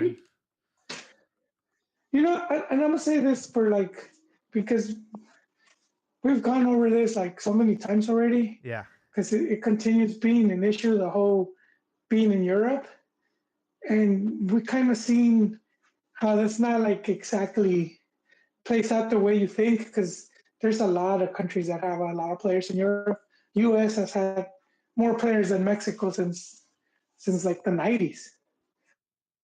And you could go look at rosters from even like 90 World Cup, 94, and you see how many they've had. Mm-hmm. And they never really it's not like league bound over Mex, and you see in other countries too, a lot of African countries where they'll have like Senegal was at one point had all these players, and everyone thought they were going to be world beaters. Mm-hmm. And then you don't really hear about them anymore. Cameroon, Nigeria, bunch of teams like that, and then they don't really go to that next level. And then from the countries you do see it, like Argentina, Brazil, mm-hmm. and it's like those players, even if they didn't go, those national teams would still be that. Like that, I would even argue that their national teams would be even stronger. Like if they didn't go to Europe.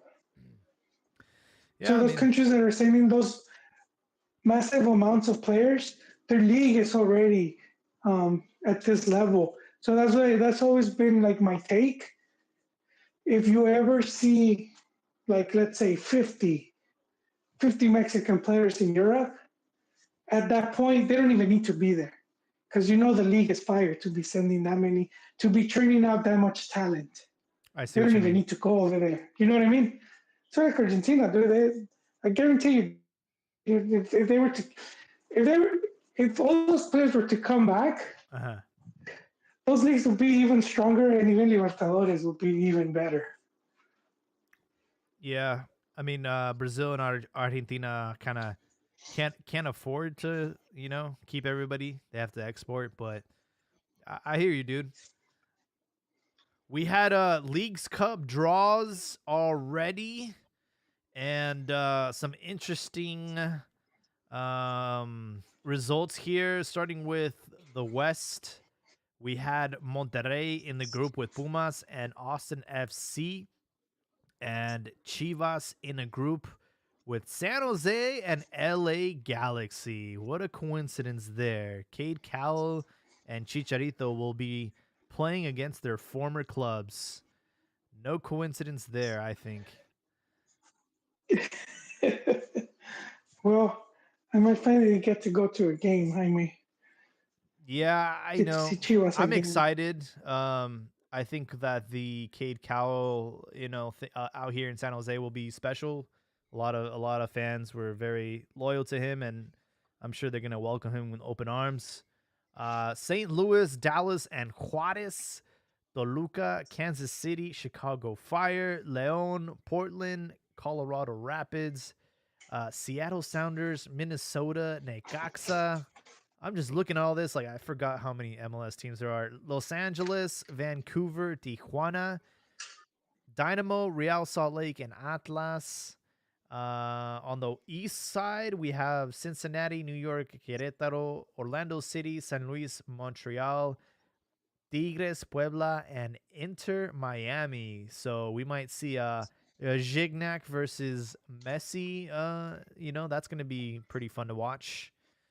And Um, Luis Suarez. yeah, Luis Suarez, that's right.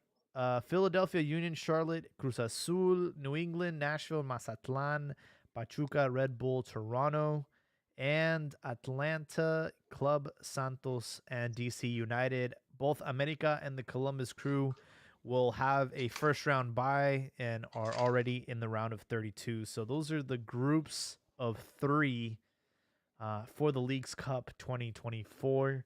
It's going to be an interesting summer because we have Copa America coming here as well. So what's the change in format, Jaime? Is it groups of three? What is It it? was I it don't. was always groups of 3. So that really has not changed. It's just they redid, they just shuffled the groups a little bit more. But that's it, bro. I mean, that's going to be If you really shuffle them, Jaime. yeah, because Chivas were in a group with Kansas City and Cincinnati last season, so they've put them closer to the West Coast this time. They're San Jose and LA are pretty close. Um, yeah, so that's I think those are the changes. What I do notice though is like it's usually just 2 MLS teams to 1 Liga MX team. Um, I thought that was interesting.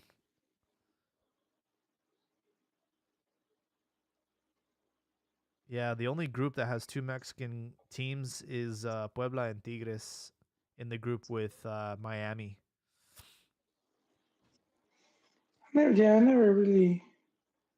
I never paid much attention to be honest.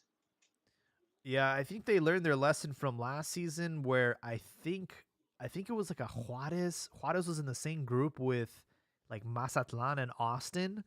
And obviously since all the games are in the States, uh nobody went to that Mazatlan Juarez game. Like there was just nobody in the stand. So I think like they learned their lesson. They realized, hey, we should probably just um have Mexican teams like in the group stage just play MLS teams. That way there's no, Mexican on Mexican action, and they play in a neutral site and then nobody goes. And Yeah, yeah, so we'll see. I just think like the dates are a little concerning, right? Because League's Cup will start in July, July 26th to August 25th. So it's an entire month, and kind of like last season, it's gonna put the league on pause. And then Copa America is from June to July. So this year, Jaime. this year, right? So it's just It's like finally back. I'm actually excited for that. Mexico's big test, man. I'm excited This too. is it. They're This is where yeah. Jim has to show what he's made. If he has a shit tournament, he's gonna lose like from the fans and even media. He's gonna lose like Yeah, what is no. it? Confidence, massive confidence, and then the the obvious talk of replacement will would commence. Mexico's in a group with Ecuador, Venezuela, and Jamaica. Good, that's a good group, and Ecuador's been pretty good, man. Yeah, it should be an interesting one. I think Jamaica's always, yeah. I think people are sleeping on I think Venezuela, right? They're doing pretty well right now. Or maybe I'm tripping. Yeah, they're number 4 in the CONMEBOL standings for the World Cup. Argentina, Uruguay, Colombia, Venezuela, Ecuador, Brazil. Yeah, Brazil's not doing And so hot. sometimes what some of these teams do is that like they'll use the cup to try to like find players or to try other shit out, because they're obviously not going to try it during the qualifiers. Uh-huh. So that could pay in Mexico's favor. Yeah, Like if you're Ecuador, you want to put all your money on that World Cup basket. Um, Wait, how many tickets are they getting though? Do you so know? CONMEBOL has 6 direct tickets to the 2026 World Cup, and then they have a 7th spot for interconfederation playoff. Wait, what were they getting? Like four? Were they getting four and then like one playoff? So they just got one more from this 40, you know, You mean the expansion? from yeah. I don't know how many. I think CONMEBOL previously had like 6, right? 6 tickets. Like No, they had like four, and then the fifth one would be like, I'm going off memory, I could be wrong. There was only so hold on, let much me to check. check. I think they had. But Let me see. Oh my goodness. I'm pretty sure it was four, and then the fifth was the playoff. Okay, 4 and then yep, 5th. Yep, you're right. Okay, yeah. So, but wait, they just got one So or CONMEBOL, two? no, CONMEBOL Two and gets a half. 6. Yeah, 6, and then one that's like 2.5. Yeah, basically. No, just two, because they already had that half one. 6, 7. Damn, they sort of like inadvertently made that qualifier weak. Not weak, but like they weakened it.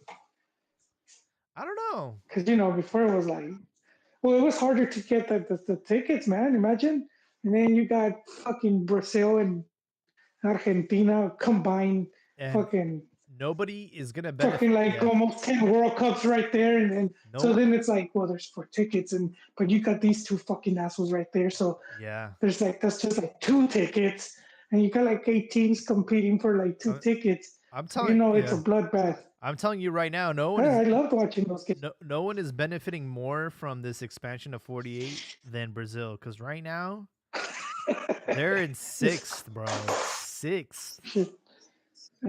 They were good. Like we're You imagine? shit. Imagine FIFA expanding the World Cup to 48 spots and Brazil not being in it. That would be insane.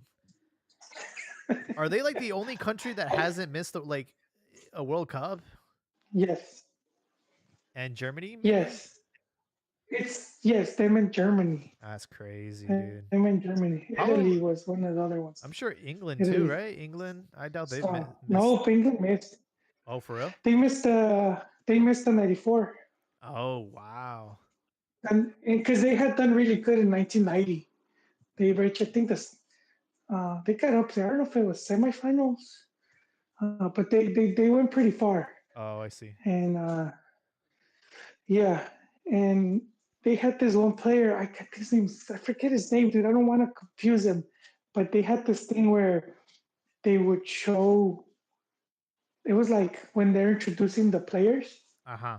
and and I think the player would have to kind of say his name, but you wouldn't hear him say it. I think their mouth would just move, Oh, okay. and this guy says wanker or something. So every time his thing came out, you could see him saying wanker or something like that. Wanker. I need to go back to it because That's you're, hilarious. you're going pretty far back.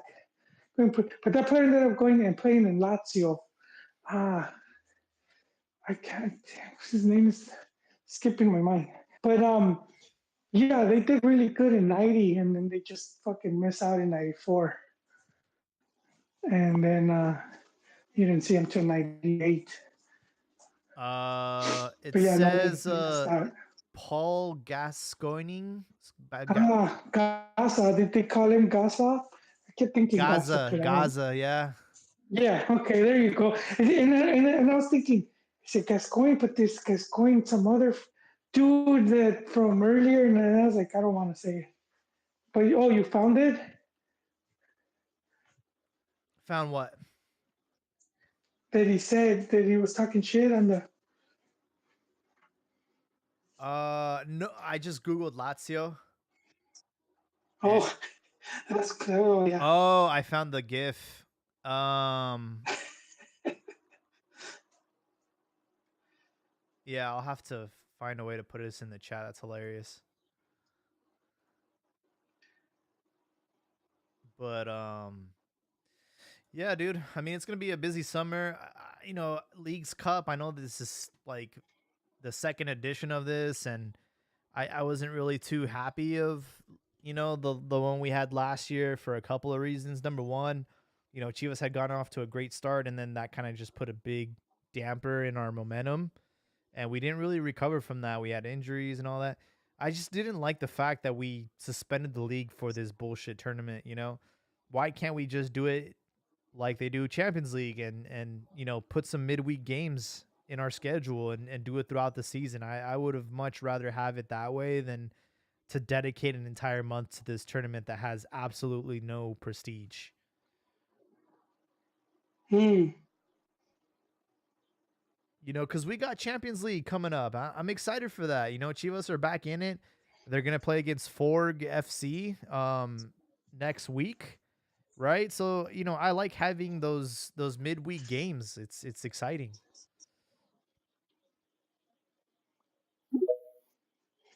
Wait, I'm still in microphone. Yeah, we also Oh, yeah, have yes, I am. Yes, I Habibi am. joining us. Have you? Oh, wait, Jaime. He actually mouths fucking wanker, so he took it one next level. Yeah, So you couldn't put too much. I put it in the podcast, so if you guys are on Twitter Spaces, it's the one that's I think that's I yeah. think that's the equivalent of now. Let's say for the Qatar World Cup, the players had to like mouth their name, and Uh-huh. one of them just mouth like puto, and then that would have been Damn. to that level. You know what I mean? He would That's have, like he would have said like "que puto" or something, and people would have still been laughing about that's crazy. it. How many double jornadas, Jaime? Because I like me those midweek games. Um I don't know how many more upcoming ones we have, but like I said, I have been enjoying a little bit more of Liga MX action during the week. Helps the week go by faster. I agree, man. I even got to see a Chivo game. Habibi, talk to us, man. How are you enjoying the Chivas' first victory of the season? It was great. I knew it was gonna be a win just because it was Toluca. We cooked them in 2006, and since we've been playing in Akron, I think Toluca has only beat us twice. So when it comes to Akron and Chivas and Toluca, it's a cook. I put a lot of money on it. I sweated. I'm not gonna lie, my cheeks were clenched throughout majority of the game, but we got the win. But the reason I was joining the space, I wanted to correct you, Jaime. Leagues Cup does have prestige. Counted as an official trophy for Messi, thanks to FIFA. Oh, that's right. He'll probably get a Balón de Oro for doing that. But I mean, joking aside, having players like that and even Suarez Cup, competing it's for it official. does help raise that prestige. They did I mean, everything in their it might power to not give be Messi that advantage, bro. It was what pretty it embarrassing. takes. It'll take some years, but I mean, you're kind of building that history there. That's why Chivas needs to win it, be like, that's Yeah. why it matters. Hey, if it was good enough for Messi to win Ballon d'Oro off it, I'll definitely take Chivas to win it. Yeah. Habibi, I was pretty critical of Mateo Chavez yesterday. That guy just looked like a deer in headlights, and I don't know what you thought of his performance last night. I'll stick to my original opinion. I think he's a promising player. I think that, he did have a shitty game yesterday. He almost sent half our team to the emergency room. But like Gago said, the reason he's playing is because I see something in him. I see something in him that I don't see in other players. And like just how Chicharito criticized Faitelson about the media, how they create like a circus and instead of focusing on the actual game. The thing with Mexican media, either, you're the greatest guy in the world, you're the Mexican Messi, like with trophies when he started playing. You're the Mexican Mbappe when Yael Brígido playing. Sorry, Yael Padilla started playing. Or you're like the worst player in the world, and the only reason you're playing is because your dad used to be a professional, or eres un hijo de papi. It's like just two extremes. There's no middle. There's no, Yeah. oh, maybe it's like 5 games in first division. He's learning the ropes. You guys get the hang of it. He's gonna have downs, but we see a lot of upsides, so it's worth going through those kinks. But no, I still think the kid is promising. He looked good in Tapatio. Uh, this is where the coach and the teammates come in. This is where they gotta like get him and say, "Hey, you fucked up. You played terrible. It's part of the game. Let's keep going." How do you think Tiba's gonna feel, man? Man, He said, "Oh, who did Pollo screw up? Did Pollo injure? Man, Kilo." who did Pollo injure? I Man, think they both hit injured him. was it Tiba? I think so, dude. Damn. They both did. The Well, punching never bag. mind. Then Mateo Chavez is a saint. Tiba needs to go get a limpiada. He needs to go get lavada. They got to put a huevo over his face. So it's gonna be all black. How both the injured you and send you to the hospital? He's dangerous. Dude. Blame the black guy, man, or the brown guy on this one. Have you guys seen this like clip? It's like a little league soccer, and this kid's trying to clear the ball, and he hits like 3 or 4 players, knocks them all out.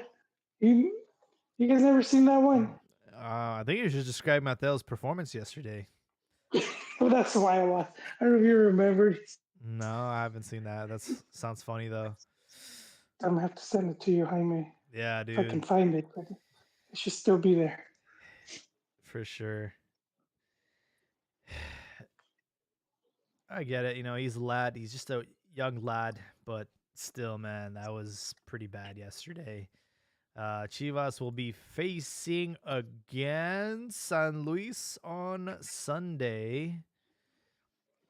See how that goes. I'm gonna go ahead and give San Luis the win. I feel like those random shitty little teams Chivas always struggles against. Like your Necaxas, your San Luis, your Querétaros. They're like true. Mexico versus like Honduras, Guatemala, and them. They just find a reason You to know- struggle when they shouldn't have. But I agree with you, but I see it happen more at the Akron. So if it's a road game, it could be to Chivas' favor. It's a road game, so I'll give them that. I think last season, I have to double check. I want to say we did lose to them because it was one of those early games in the season, if I'm not mistaken, or maybe we did beat them. I don't know. I forgot. I gotta double check. Yeah, I'm not sure, but nah, I mean, Chivas be bullshitting against those little teams. But you know what? What I like though is that Liga MX in itself is back. I was looking at the stats and all the games except like the León Mazatlan game, which had like 8 corner kicks. All the other games went over like 10 corner kicks. Each team had like 20 shots, at least half of them on target. Mm-hmm. Like entertaining game is back, man. Like if you want to watch, like, I'm gonna compare it to Afcon, the African Cup. Are you gonna watch like the most? You're not gonna watch like boring shit. You're gonna watch like teams that actually want to come out, win, attack, dirty tackles, coaches doing weird shit. Like, Did you say the African Cup? I haven't Where been do you seeing watch it. that? How are you what about watching the that? African Cup? I haven't seen it How are yet. you watching those games?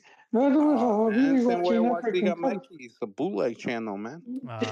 There's too Uh, many streaming apps. It's not worth paying all of them. Just watch them on the bootleg. But no, the African Cup is It's like interesting as well. ESPN. Like, I think Ivory Coast is the host nation, and they were like out because they were like third in their group. They fired their coach. They were burning their Damn. country to the ground. And then they had like a miracle of results happen, including one team scoring 2 goals in aggregate time. So they qualified as the third best. Oh, But wow. the thing is, they had already fired their coach. So they called France and said, "Yo, can we borrow your women's coach?" No And they said, "No, way. no, you're done."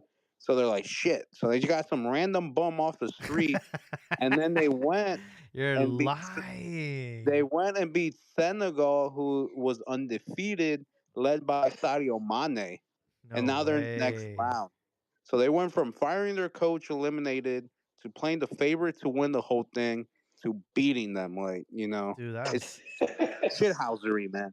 Shit, fucking man. That's Euros that's ain't the gonna crazy. give you Guadalupe that. The shit. World Cup ain't gonna give you that. I have to tune in, man. This sounds crazy. I'm looking at the results. So Angola beats Namibia. Nigeria's in there. Wait, they beat who? Namibia. Who did Angola beat? Namibia. They said chlamydia. I was like, what? Yes, they beat the Hey, clap. Chlamydia. They beat the anytime you beat clap. the clap's a good day. Egypt lost. I think that's a big upset, right? Yeah, that's a big Wait, upset. who? Egypt? Yeah. Egypt If you haven't been to the World Africa. Cup, I don't see you as a big loss, dude. They No, haven't that's a World huge Cup. loss. We're talking about Dude, Egypt Salah. is to They never Africa. been to a World Cup, dude. I Bro, don't want to hear. Egypt is to None, Africa what Mexico is to CONCACAF. That's a big loss. no, maybe just in the region, right? Like just winning their local cup. Yeah, in the region they always win AFCON, But, man. yeah, but you need World Cup credit, dude. And You need that World Morocco. Cup flex. Morocco got eliminated too. The team that went to the semifinals of the World Cup. Wait, isn't that the team that the Mexican media was sucking off with two hands about how they're a better example than Mexico? They are a better example than Mexico. Where they have and then they're sucking ass in Dude, the Hey, regional cup. Joel, you just And they're said supposed to you be need world World beaters. Cup cred. Which one is it? Morocco has more World Cup cred than Mexico. Which one is No, it? wait, Morocco has more World Cup credit. What's wrong Yeah, with they you, almost dude? made a semifinal or a quarterfinal. That gives them more credit than Mexico? Hey, man, recently, yeah. In the In last recent- 2 years, yeah. Recently. Just In the recent. last 2 years, Last yeah. year, Bro. dude. Hey, Joel, we'll live Come on, 30 Let's- years in the past like you, buddy, okay? Let's come on, dude. let's count how many times Mexico has been to the semifinals of World Cup. Oh, maybe they haven't, but like overall, Like, think about it. but Morocco. see, How many times has Morocco been to the World Cup?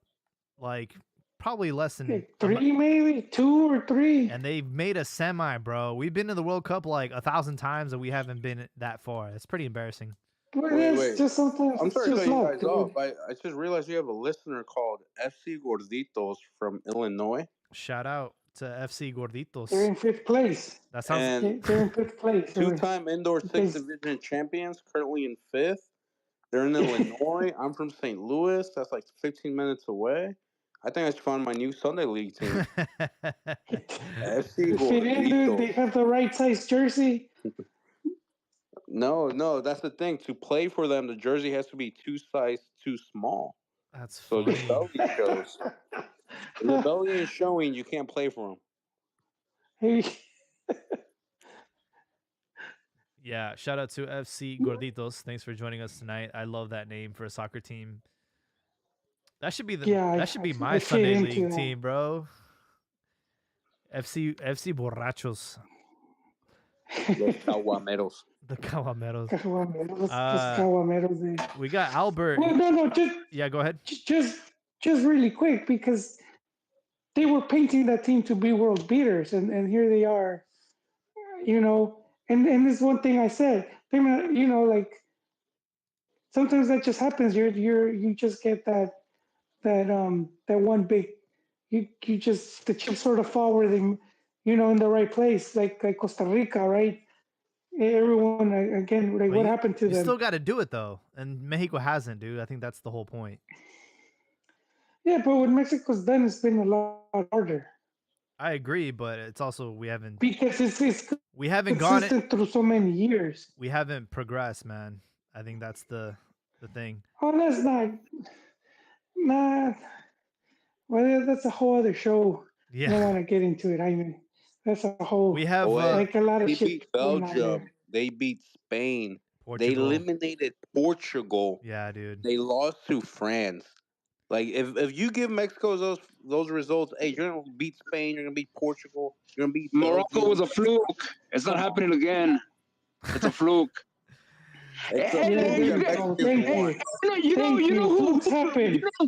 You know who beat Morocco in this African Cup? South Africa.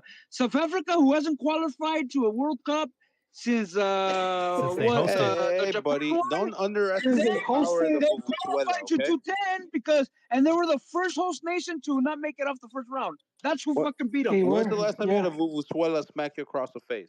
I'm just saying. Don't underestimate it. Una bubucela de carne. I. This is Cantina After Dark. Anyways, yeah. So nah, it's just one of those. You see it all the time. You see it. Remember when Turkey, everybody, oh my God, Turkey, Yes, the revolución de Turkey. Yes. la revolución de Mexico's good. And you know what? Mexico would have had that fucking if Vela is not a diva, Mexico would have had that fucking moment in 2014. Mm. We always talk about the They fucking ifs. they Would fucking have, but didn't. they would Morocco beat did. fucking the Netherlands, and they would have fucking beat fucking Costa Rica, and boom, semifinal right there. You're assuming, man. You're Yeah, assuming. there's a, It Morocco would have did it. fucking Mexico happened. didn't. They did it, but yeah. that's the fucking Hey, that was my the aunt clearest. had balls. She'd be my uncle, but she don't. Okay. That was the that was the we, fucking. we do see these flukes. Like Albert says, we seen it. Turkey, Costa Rica, South Africa, You still have to acknowledge it, bro. Cameroon in '90. Time that 2014 was the fucking clearest path to a fucking semifinal, and I've been Hey, if watching we fucking. acknowledge America's corrupt ass winning Prode, we have to acknowledge Morocco actually doing things right. I've never that pro- acknowledged pro.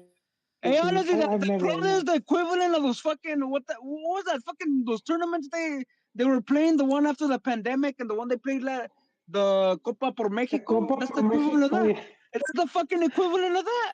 Hey, Prode, That it's League dude, Cup, not but if even, FIFA because I says had it's more official, man, games. it's official.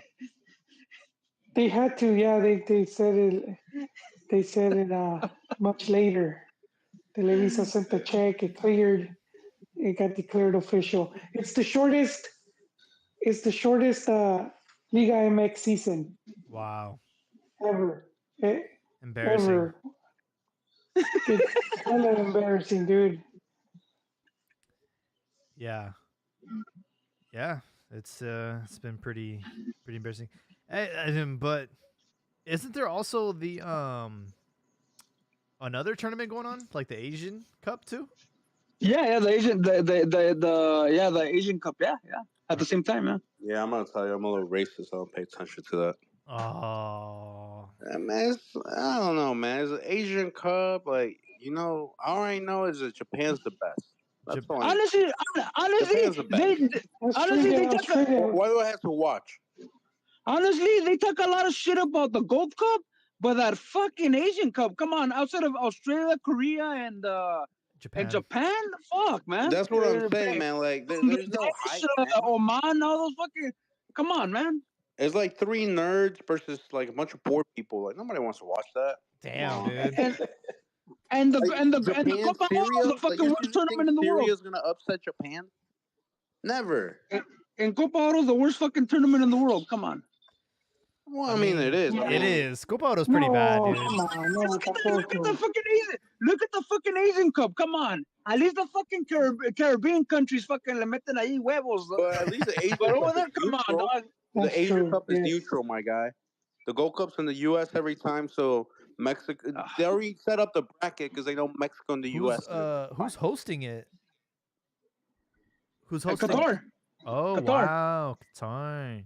They're all in. That's all. So they finally found some use for those stadiums. I thought they were gonna break them down. Yeah. They also wanted some Olympics too. They wanted the Olympics too. Let's not get carried away. Let's not get carried away. But hey, come on. Like Barcelona said, Arab money. Arab money doesn't sound very Qatari. Like Arab money, come on. They're gonna have to cover up all the athletes. Like I'm confused. I don't think that would work. But yeah, I mean, I honestly haven't been paying attention to the either cup, honestly. Hey, it's because you're focused on the mighty Liga MX. So then what's gonna happen in 2025? With what?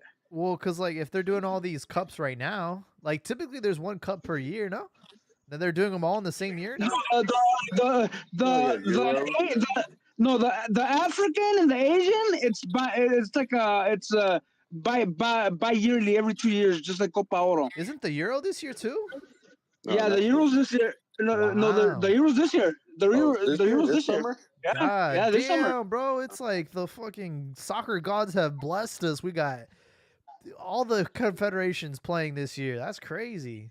I don't think that's And in ever happened 2020 before. No, well, we don't have Copa Oro. Oh, You know that's what that right. reminds me of? This MLS account was like serious and it tweeted, since we have all these since we have all these confederation tournaments, it'd be pretty cool like if the champions of each tournament faced each other. And everyone was like, "Man, when did you start watching soccer?" That was the fucking Confederation Cup. But yeah, he was being serious. Are they He's like, bringing that one back or no? They should, and they really No, should. they're bringing it back because they're doing the expanded World Cup next year. Where fucking it's gonna be fucking what 38 teams or The fucking Clubs World Cup. Clubs World Cup. Yeah, They it's might gonna be the not. They might expanded. just. But Albert, I have faith they'll return. no cap. I'll take a Club Jesus, World Cup man. over a Confederations Cup. So next You year, know what? You don't want Mexico's only FIFA trophy. Why not to both? still be active? Hey, I'd rather watch Chivas get spanked by Real Madrid than watch whoever, Australia versus Brazil. We But you know what? You know what? The last versions of the Confed Cup are good because fucking teams were taking they were taking like their good teams. So you had good fucking. It was good competition for Mexico. When was the last one? They were good.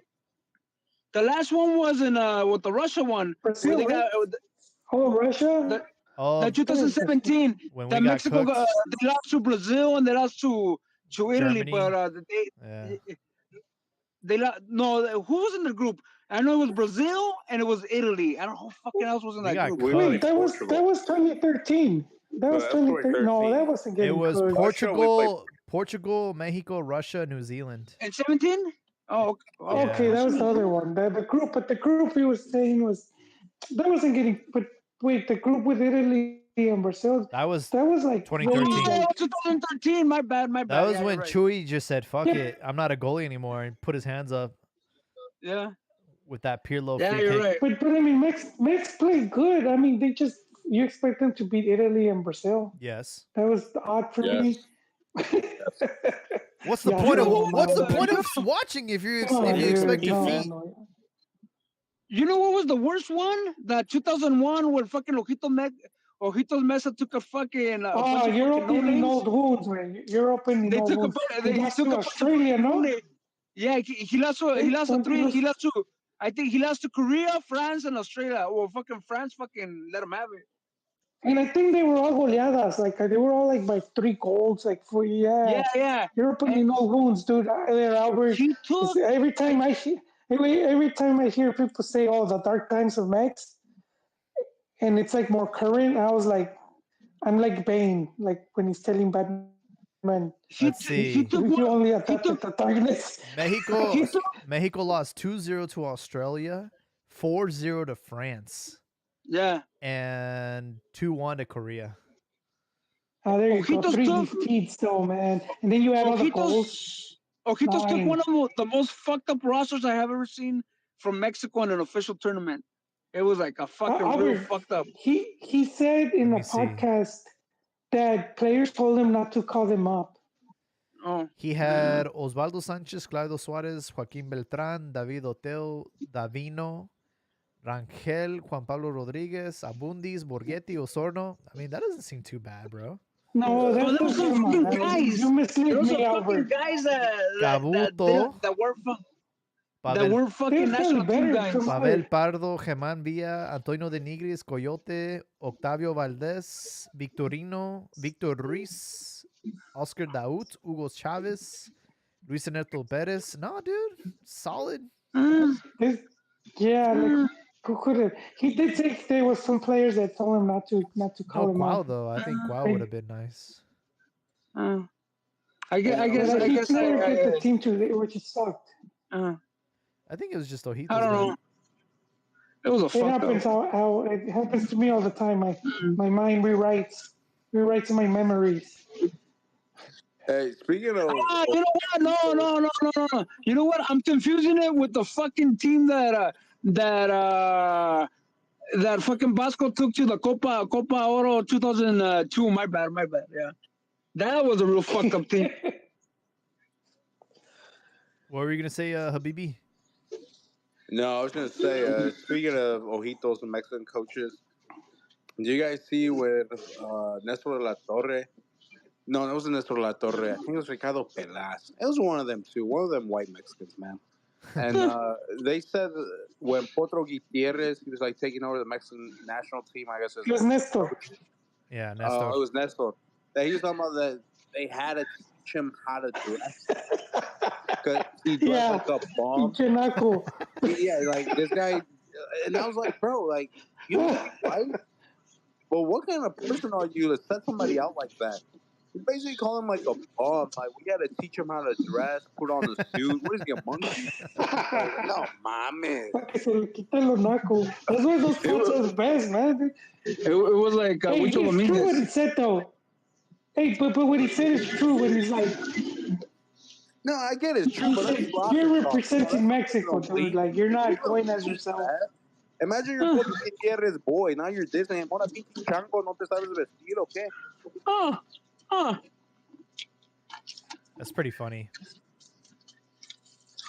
It was a burn though, yeah, it was. And I feel It like was funny Albert's though. I having still that. laughing at What's that his shit. name? The guy from ESPN Fútbol Picante who was getting a little action during the Zoom. Oh, Because all I heard was, Oh damn, where's my guy? dude, man. I'm chewing gum. My bad. oh man. Okay. That was shit. Yeah, I don't know, dude. I'm chewing gum. My bad. I mean, that's what happened to Phil Jackson when he interviewed for the Chicago Bulls. He showed up in like overalls and he was like a hippie. He was a hippie because he was a hippie. He was a hippie, yeah. And then they're like, yeah, no, you're not gonna join the Bulls. Like, you know, they had to teach him how to like dress up in a suit and tie and stuff. So, yeah, you know, happens in football, sports, I guess. But yeah, I remember like when Allen Iverson was like public enemy #1 because he would dress up like the cornrows and the street loose clothes. pants. And, yeah. Practice. Hey, public enemy 1 to who though? To who? To the and Karen. To the establishment. To the people that don't have a lot of melanin. Is it melanin? To the people that watch Friends and binge it. To the people that eat, when they say let's go get Mexican food, they eat at Chipotle or Taco Bell. Yeah, I was they ask for Chipotle, you're giving to the people that benefit of the doubt. Taco Bell, yeah.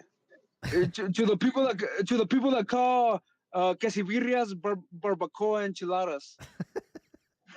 To the people that call a taco a crunchy taco with cheese and tomato. To the people that don't season Taco their Bell, chicken. Though, hey, I'm a Taco Bell low key is Mexican. Oh my God. Listen to this guy. First he said Cruz Azul is above Chivas. Now he says Taco Bell is Mexican. You just lost your Mexican card. Yeah, man. No, I didn't. Cred. You lost no, your you Mexican could go. cred.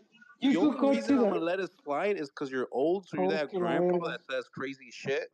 But outside of that, see, that's because you're stuck in your ways, bro. Like you don't see the Matrix, liking right? onion and cilantro is stuck on my ways. Come on. You know, wait. I'm gonna tell you how. There's an actual Mex restaurant that does the tacos like that, with the hard shell and the carne molida. So if you study like the history of how that started, the guy that started Taco Bell. It's funny that you say that restaurant is in San Bernardino. Yeah, it's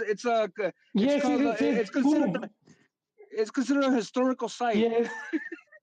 It is. Damn. And the dude, so the dude that started Taco Bell, he would go there and he was trying to recreate the taco and he couldn't. And that the owner was like, you know what, I'm just gonna show you how to do this shit. And then he ended up doing the.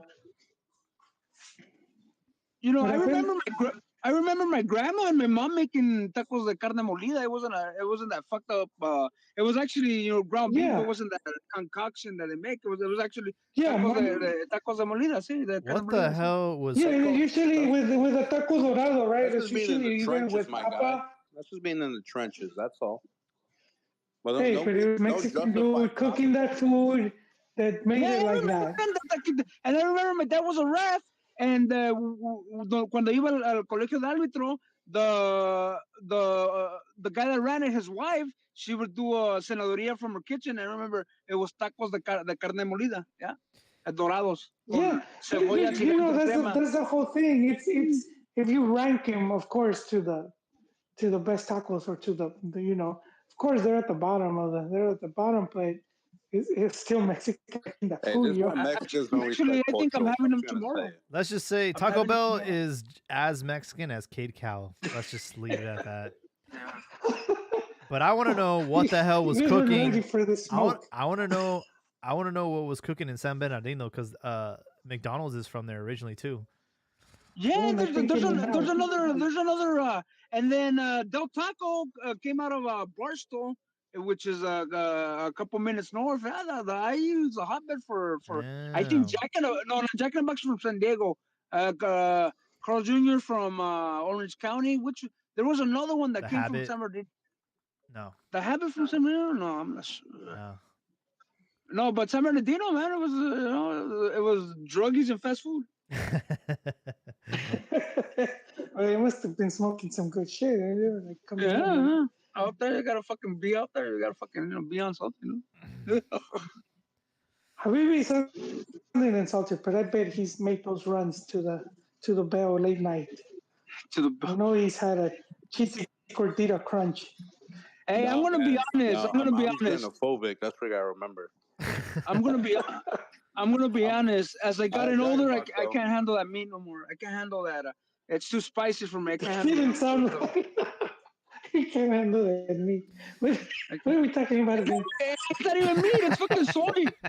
It's son taco de soya.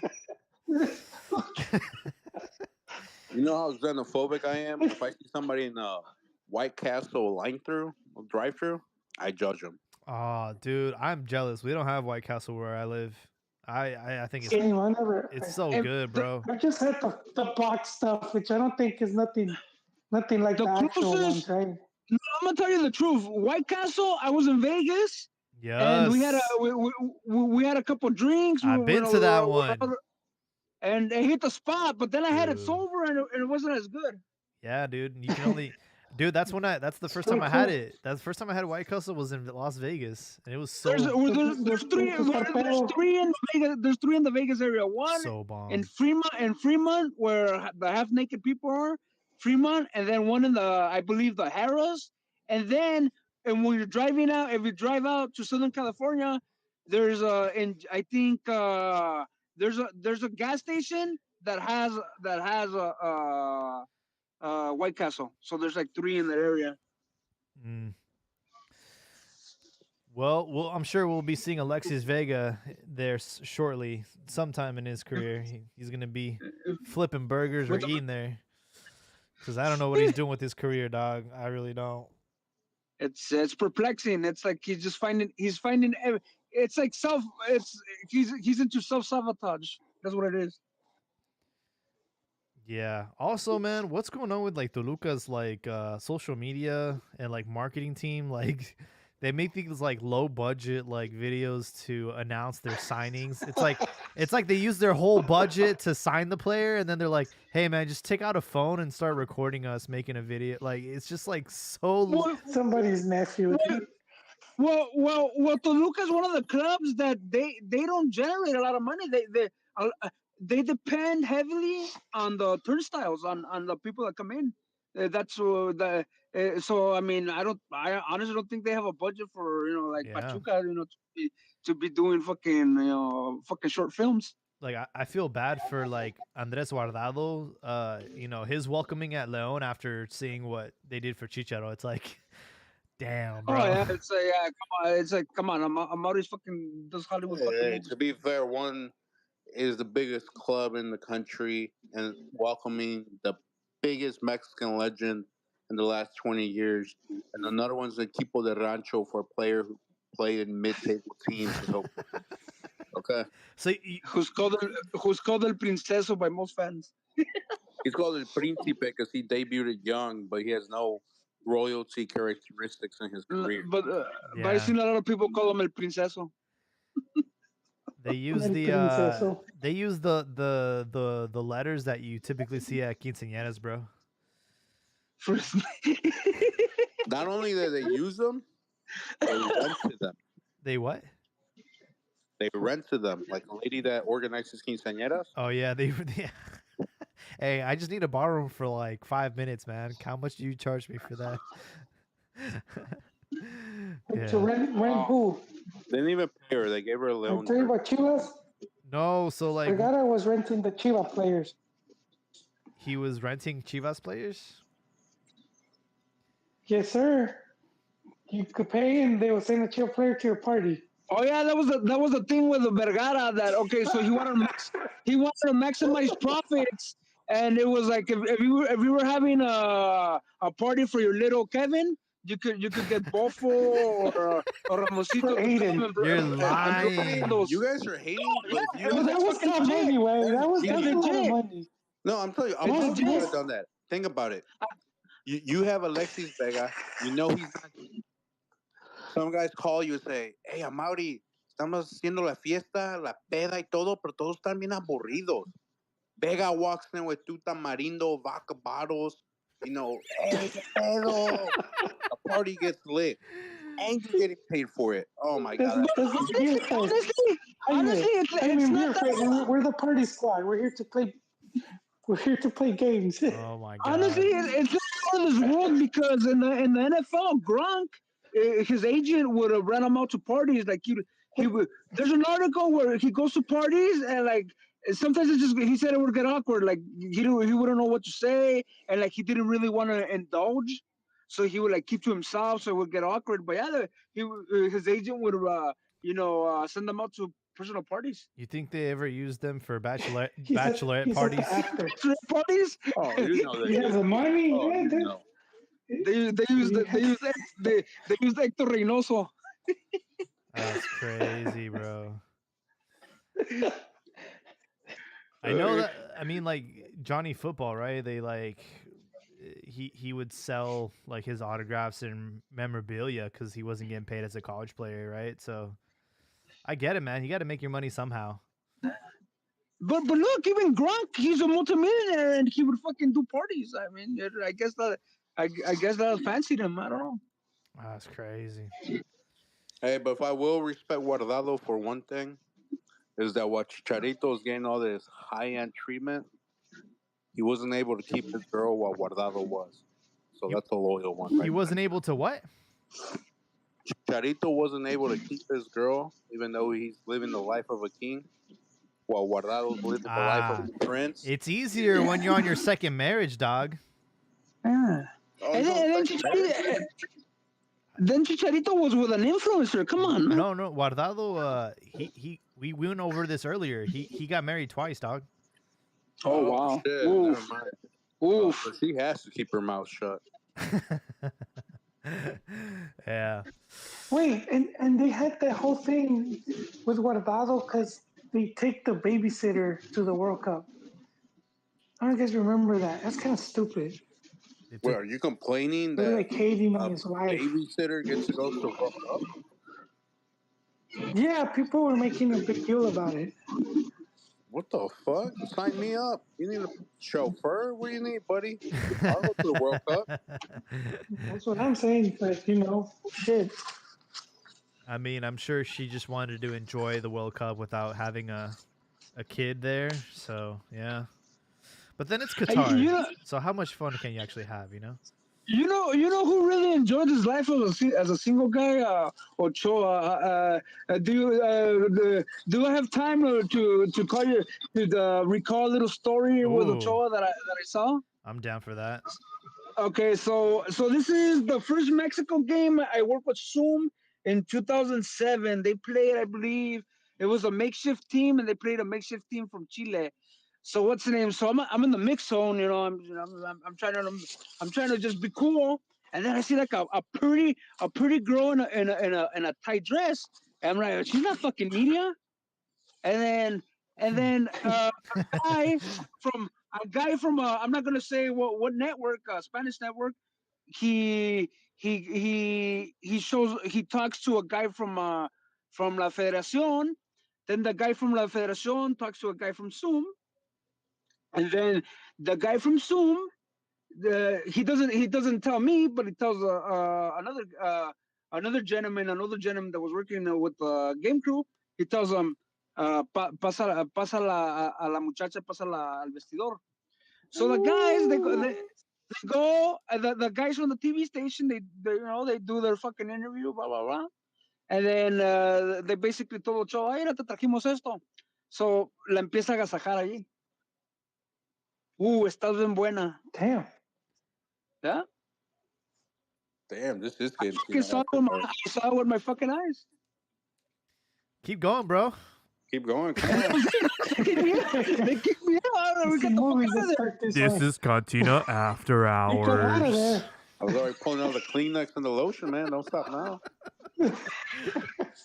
He's like, I got out of there. Wait, so what was she? She was just like a thought, or like what was she, like a hooker? She was a high-end lady of the night. Oh, damn. Well, that shuts down one Posing rumor. as media. Or try. Yeah, because it was weird. It was literally the girl was hanging. She had no business there. It didn't look like she went to fucking watch the game. She was. I can't remember she was wearing. She was wearing a tight gray dress, and she was cute. She was blonde, and then it was like one thing led to another. The guy from the Federación comes to the guy from Zoom. The guy from Zoom calls my friend, and la pasaron. Wait, so was this before or after the game? No, after the game, bro. Okay, so his knees were already weak. Okay. And I think they had lots of fucking Chile's fucking C team. Dude, I mean, I saw that with Marco Fabian after the game in San Jose when he was at Philly. Yeah, dude, like after the game, he had like two of them just waiting for him by the like where typically where the bus is to take the players back. Yeah. Yeah, they were just waiting for him. I'm like, damn, dude. Damn, the life of a footballer, man. The life of a footballer. Hey. But then they have parties like the one in Monterrey, so it's not it's not always Then you end up like fucking Saucedo. Well, you don't like agua de pepino? Yeah. Well, boys, we're at the two-hour mark. I want to give you guys the rest of your night back and give you the opportunity to have your closing thought for the night. I want to thank you all for all joining us. But yeah, the floor is yours. My closing thought, I like what I saw from Kao last night. The guy is, I think he's gonna make everybody forget Alexis. I mean, Alexis made everybody forget about him, but it's not gonna matter. Kao's legit, man. Those strides, wow, and he's got power. I think he's gonna. I honestly I don't know how long that contract is, but I don't think he's gonna last long with Chivas. How do you feel about him playing out of position though? Because I feel like that's been the biggest issue with me. Is like he's not a striker, But you know what? He just has that athletic element that lets him overcome that. He's what we call he's a stud, man. He's a stud. He has those tools that allow him to adjust and be a factor. That's how I see it. I just thought that the best glimpse that we saw from him yesterday was the last play he had, which he was on the wing, he cuts in, he takes a shot, almost goes in. Yeah, that one, yeah. And I'm like, or Chicharito's eye. And I'm like, I'm like, damn, bro. Well, you should just stick to that position because him being the 9 is not easy. But yeah, I agree. I like what I see from him so far. Habibi, what you got for me, man?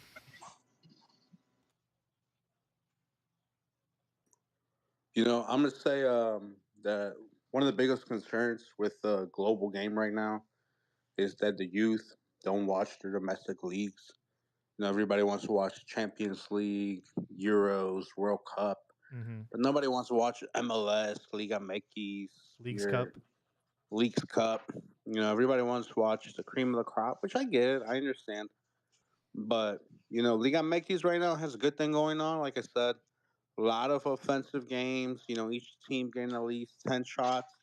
Not 10 shots on target because remember it's Liga MX. Out of those 10, two might be on target. But the effort is there. The refs are coming out and they're explaining you their VAR decisions. That's huge.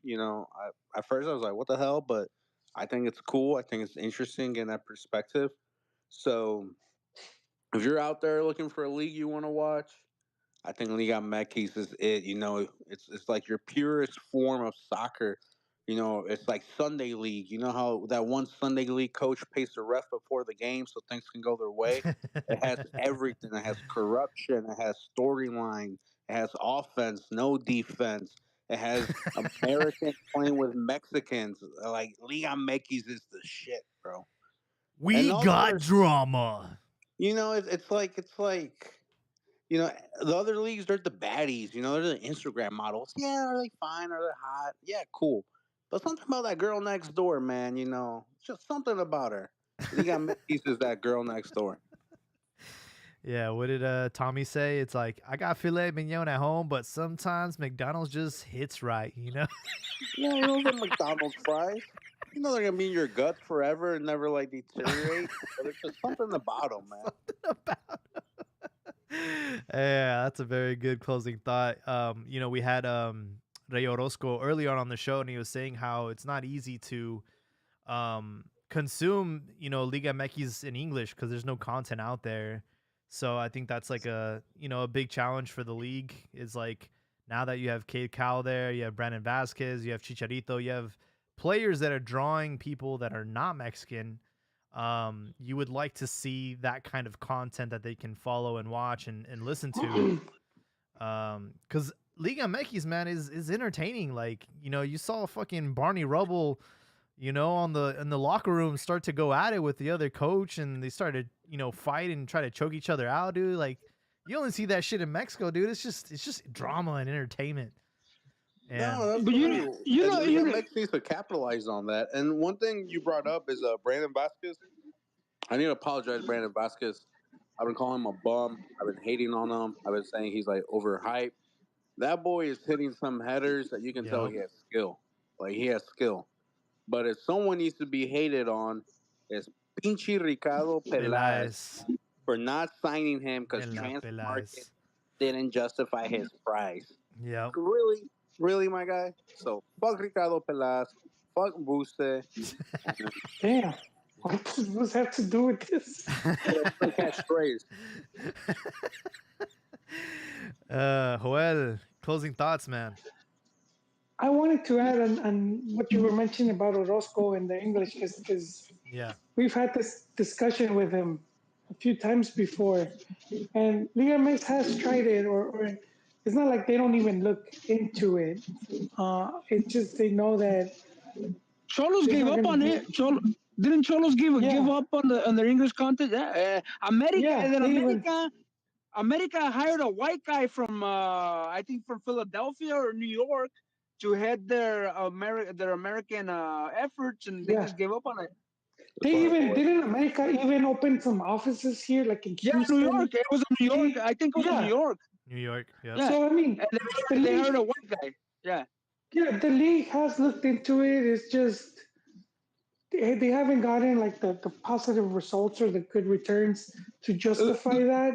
Look, But I would, my friend that did the English, he was the English PR for Cholos. He told me that just the league in general did not see it necessary. So that's why you got yeah, half-assed efforts, or you didn't get Look, efforts at all. I'm gonna yeah. I mean tell you that's why part it of the hasn't been effort because working. And like this is the truth. And Joel, my apologies, but I'm gonna tell you why it hasn't been working. They're trying to attract English speakers. Their mind is trying to attract Americans. Americans don't even watch MLS. They watch Premier League. So the last thing they want to do is watch English version of the Mexican League. What you need to do is create Spanglish content. Where you got that no sabo who his mom That's goes off been on him tried. in It's been Spanish tried. and he can't speak it, but he can understand it. So you make it to a no sabo, like a pocho content. That's been tried too. That's Facebook what they need Facebook to was do. having Could you I They ask would need you? see to use like the Could I, bilingual Spanglish content, and I guarantee you that shit will take off. could I ask I for an opinion? What did you guys think of Tom Marshall? I He's a I mean, great guy, but I mean, I think he's been like off the social media lately. No, I think. no he he's gave up. He works as a scout for Atlanta, and I think it wasn't going good for him at the end because he was starting to write in Spanish, and he was saying that, oh, what do you guys think about me doing more stuff in Spanish? So I do not. I do not think that the English content was paying off. I you No, know that's what I'm saying. You got to do Spanglish, man. I think like Tom, I mean Tom was the only one that was really representing the English content. I think he was doing a great job at it because like No, well and he was first, doing a good. He was doing no, but a first good job, but you could tell the guy it wasn't his league because he would do stuff like when he would do the 10 greatest moments in Mexican soccer, he would leave out shit like Hugo's last game with Pumas or stuff like that, and then he would put stuff like the from the Liga Femenil. So you could history wise, you oh knew he yeah, was up. yeah. Well I could because I know him pretty good. And then he Known would him say for a stuff long like time. he would do stuff like, "Oh, why would Chivas what oh, like Yeah. he couldn't comprehend Well, why that Chivas a started lot of Chivas that stuff USA." wasn't like his fault. Yeah, he So couldn't we would comprehend keep in why mind Chivas that started Chivas USA, and it was fucking easy. It's no, because there's a lot of Chivas fans in the US. That's why they fucking started it. no, but what happened was like so for like in ESPN, he wasn't like the editor, so you have to write shit that was from the editor, and they were Yeah. kind of going that way. And so Oh, at one point, their editor was like a 19-year-old girl that just had just graduated. oh fuck. That's who they put. Oh shit. I'm They not didn't gonna care. say names. You're right. That's I know who Imagine you're that's a talking when about. all that schoolgirl shit trying to was write about going on Liga about like you need representation and all of No, this. I think I know who you're talking Huh? about. I think I know who you're talking about. I think I know who you're talking about. I know the name. I don't want to say names because we're Just not tell me here this. and She all worked blah in blah blah. MLS. No, she worked in MLS too. No. See, yeah, see, Yeah, I know who she see, is. Yeah. yes. I knew you would know. Wow, wow, I've seen wow. all of these people, Yeah, and I don't because want to just come across as I talking would read shit. I would read But her work, and I was like, wow. I mean, I was like, wow. This is. I'm not criticizing yeah, the no, girl, but it was a but good so work. that makes it difficult. Like if you're Yeah, trying yeah, to write shit, and then it's like, and yeah. you have and they want you to And do certain stuff, but and, he and he Tommy got really Boy far is because your he boss. Yeah. well yeah. yes, llegó de England, and Yeah. he got pretty far to start as writing, and then to end up doing. I think he was in Fox first. I think he was in Fox Sports, Don't get me and wrong. then to He end would up like break in down fucking ESPN. Osorio, and he would do like the youth players. He was good, but then but you could tell he didn't have that. He wasn't raised, or he wasn't from the Liga MX universe. So when he would do like historical shit, like it was really lacking because you could tell that was his forte. For Oh sure. yeah, sometimes it's like sometimes it's like a group thing. You know what I mean? Yeah, You're yeah, not you're not like just doing it by yourself. yeah, yeah. Because I've done work where it's like stuff like that, and it's like I didn't get byline. But like yeah, like you said, because he did that But I mean, he article. did the, he did the, he did that list where the 10 greatest moments in Liga MX history. He leaves out Hugo winning the title and leaving for Spain, and he leaves out the Campeonísimo. To be fair, man, That this is a really guy got who you. came from England, went to Mexico, started covering a foreign league, who, according to Joel, is ran by narcos. And you know what he did put? He put a clásico femenil as one of his top moments. Even fucking Hey, Martín Lando the was way I fucking. saw it is when the German guy tries tacos for the first time, and all Mexicans go crazy. Hey, it's a white English guy covering Wait. Liga MX. More power to him. Anything he says, I'll What? take No, it. but honestly, but let's be honest. There's a lot of Mexican Americans that could have done a good job too, and you know if they're offered. But the thing was that No Tom one was wants in to watch a Mexico, so pocho eat tacos. We don't watch Hey, a German but he English was in guy, man. Mexico though. That's also the yeah, big thing. that was He the was thing. in He was in Mex. Mexico, so yeah, you're right. All right, folks. And I wait, got. what you said? Go ahead. Wait, my thing got hijacked. Yeah, dude. I didn't even get to finish Go. my thought. Okay, I'm signing off. Goodbye. Good night. No, it's cool. It's cool. It's cool. I just want to finish it.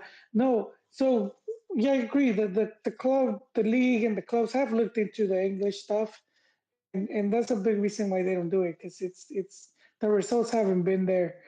Even the Spanglish. I forgot which. I don't know if it was Univision or who it was, but they were showing it on Facebook. So you could, and it was Chua games, and yeah, they were in Spanglish, Yeah, they and you had would see the majority Pavel of doing people. commentary.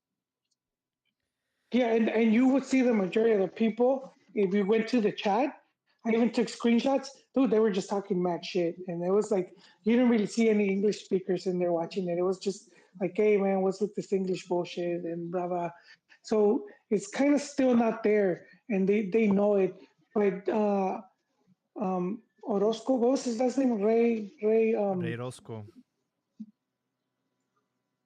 Yeah, what he did say that I agree was like social media. So I do think if the league could do like some like use like TikToks or like goal reels or stuff like that, I think that would hit. But we've also said here why it's difficult because all the footage belongs to all these different Yeah. like 50 different televisoras, Yep. so that kills that. But I Yep. do think something like that, like just like clips on like on the Desmadre, clips on like goals. I do think that people would more people would start tuning into the league. Yep. But to do that. They And would my, need to they would need to hire people from over here because they like No, you can see man. the Chivas. They hire people in Mexico, and it's like it's Google Translate English. Come on. it No, that's what is. I'm telling you. They You need to can do see it. Yeah, Spanglish. Yeah. Americans are super patriotic, man. they They don't did want. already. Why are you listening? No, they need to do Spanglish It, and you, stick to it. you, What my, white kid from and the my suburbs second. wants to watch Liga MX, man? You I think think someone there's from I think there's against Iran curiosity wants around the world though, dude. I think like people are curious to know a little bit more about Liga MX, and I think Asians? That's who we need to push for. Asians, Koreans, yes, Japanese. Yeah. absolutely. Hey, what was the name of that guy on Twitter? He was part of the English MX community. He would say, "Oh, we do the job. We do the job the Liga MX teams don't do." What's that I don't guy's know. name? No idea. It was some guy. It was some guy. And you know what? I'll just keep it at that because I'm gonna start talking shit. Probably Yeah. poetic. I wanna. My second Go. closing thought, just really quick, Yeah. was Piojo. The whole thing because he's getting called a little bitch. They're saying that he He's a backed little down bit. and he didn't want to fight. But I He did think back down. he's kind of he learned. I think he learned his lesson from the whole Martinoli, and I do think he in his because I know that his main thing is the national team, and I think he wants to like make his way back there. No, the And national I team is not gonna mentioned touch him. earlier about. Hey, you're gonna be my coach. I need you to be up there squaring up. Yeah, but he's right now public enemy. He's not something like that's not gonna help him. He's gonna hurt him more. Hey, while Jimmy Lozano is doing TikToks with like Taylor Swift, if he wants to win the people over, he needs to dar unos madrazos to somebody. All right. He needs a good Copa America. That's what Jimmy needs. Anything else will open the door for the Piojos and the others. I wanna ask you guys a question, and this will be my closing thought. What do you guys think of the leaked Mexico jerseys? I don't know if you've seen them.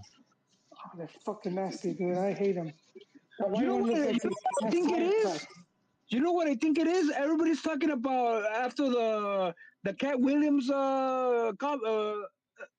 Everybody was talking about the humiliation ritual. That's what I think fucking Adidas doing with Mexico. It's a fucking humiliation ritual. These fucking It's jerseys like are putting the nasty, dude. dress. It's like Yeah, putting the something like dress on that. them. Yeah, they're finding the most fucking ridiculous, embarrassing fucking jerseys they could put. It started with that pink fucking jersey, and Yeah. now with this shit. And you know what? I'm looking forward. I'm Shit, looking forward Adidas did it too with that the Charlie Brown looking one. No, but that wasn't as bad. I'm looking forward to all those fucking influencers who are gonna get their free jersey and they're gonna be fucking tucking wonders.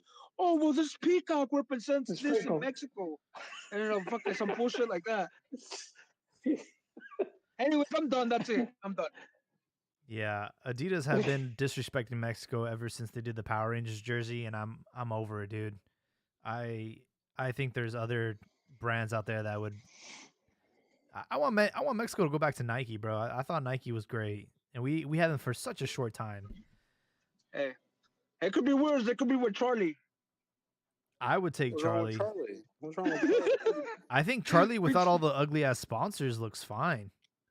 Yeah, Charlie's Charlie, great, man. Charlie look like fucking Sunday League stuff, man. Come on. No, come on, man. That's you being a Be Mexican like, hater. That's you being a pocho, man. Look at our Bring best back fucking designs. They the were Charlie's designed funny. from a Mexican, brand like Yeah. Abba Bring back Sport, the fucking Abba Sport, man. Atletica. That's what I'm saying, dog. Yeah, I don't know about a humiliation ritual or any of that, but what I can say is that jersey's ugly as fuck. It's one of those jerseys that even if you try it in person, it's gonna look better. You know what is it? Pavo Real? Is that Yeah, what it's a Pavo Real, yeah. Pavo Real, yeah. No, man, it's un pavo real es para el culito apantollar. That's it, bro. I mean, that jersey is hideous. Whoever came up with it was probably that 19-year-old MLS editor girl, Yeah. trying to attract God knows who. Because all I know, that looks like something your abuelita has as a mantel on her table. El diseño del Pavo Real. It's something that your abuelita has as Tradicional, curtains, con my las guy. abuelitas. It's Pavo like your Real. uniforms get stolen for Sunday League, and you ask your grandma if you can use her curtains or her something to like make jerseys. Like that shit is. It's like if you make a Day of the Dead altar and it's the what you cover the table with. I'm not You know going what? to disrespect the dead, but yes. You know what it looks like? It looks like a shirt Cornelio Reina would wear, fucking singing norteñas in the fucking 70s. It looks Cornelio like Reyes. what's some 1970s hoochie mama in the back of the stage. Yo, It's So- 1970s fucking Relámpagos del Norte. It just I looks hideous. I'm not Alright. gonna like that logo, man. That So, logo sucks. the logo. Yeah, I agree. The logo sucks. I will say though, I've been wanting a burgundy jersey for such a long time. But not this one, dude. This But- one's fucked up. I also think that the leaks are very unflattering. I think like once they actually, because I mean, it doesn't look like it's like the real thing. I think like once Adidas comes out with like the actual photos and people start wearing it, I think it's gonna look better in person. I actually have a burgundy jersey, Jaime. From Atletica, Yes, I have that one. that one was fire, That was dude. nice. I'm still wearing it 'cause Those fucking the shorts, the solid navy shorts, fucking solid. Yeah, I see. Yeah. I think in person it will probably look better, but there is no defending the away jersey. That away jersey is really ugly, It looks like I ran over and those are tire tracks. and it's Right? such a I don't shame like it. too because this isn't just like for the Gold Cup. This is for the Copa America. But I'm convinced like maybe if we look shitty we'll play better because we had some really nice kits Yes, I for the hope World you I Cup. don't know, that pink fucking jersey left me fucking PTSD, man. Every time fucking Mexico wore that shit, they were get shellacked. I don't know. Or maybe that's it. You are right, Jaime. Maybe we're a bunch of knuckles. At least our players are. That us is ugly. To them, maybe it's beautiful and they'll play better. Yeah, I think To that them, will motivate them to play. Yeah, to us that jersey might be tacky and ugly, and to them it's like, oh, very nice, very nice. That looks like some shit that character Albertano would fucking wear. Yeah, because I don't know if you're familiar with Albertano. the shit that the players wear, like just casual clothes, like it's pretty shitty. So I think it fits their. Oh yeah, I it wouldn't fits be them. surprised if they walk out on the gold wearing a gold chain with that doing a little pasta at You know half. what? Mark my words. One of the first non-soccer players that's gonna be rocking that shit is gonna be fucking Peso Pluma. I'll fucking pay you $100. I'm sure he's already wearing it now. But yeah, I'm gonna leave y'all with that. For those listening, and have joined us tonight, thank you so much. And we'll definitely catch you guys in the next one. Let me know how y'all feel about the New Mexico jersey for 2024. Have a good night.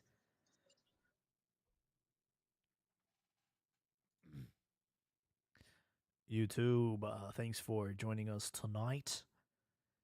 Big shout out to our sponsor, Manscaped, for sponsoring tonight's episode. Get 20% off and free shipping.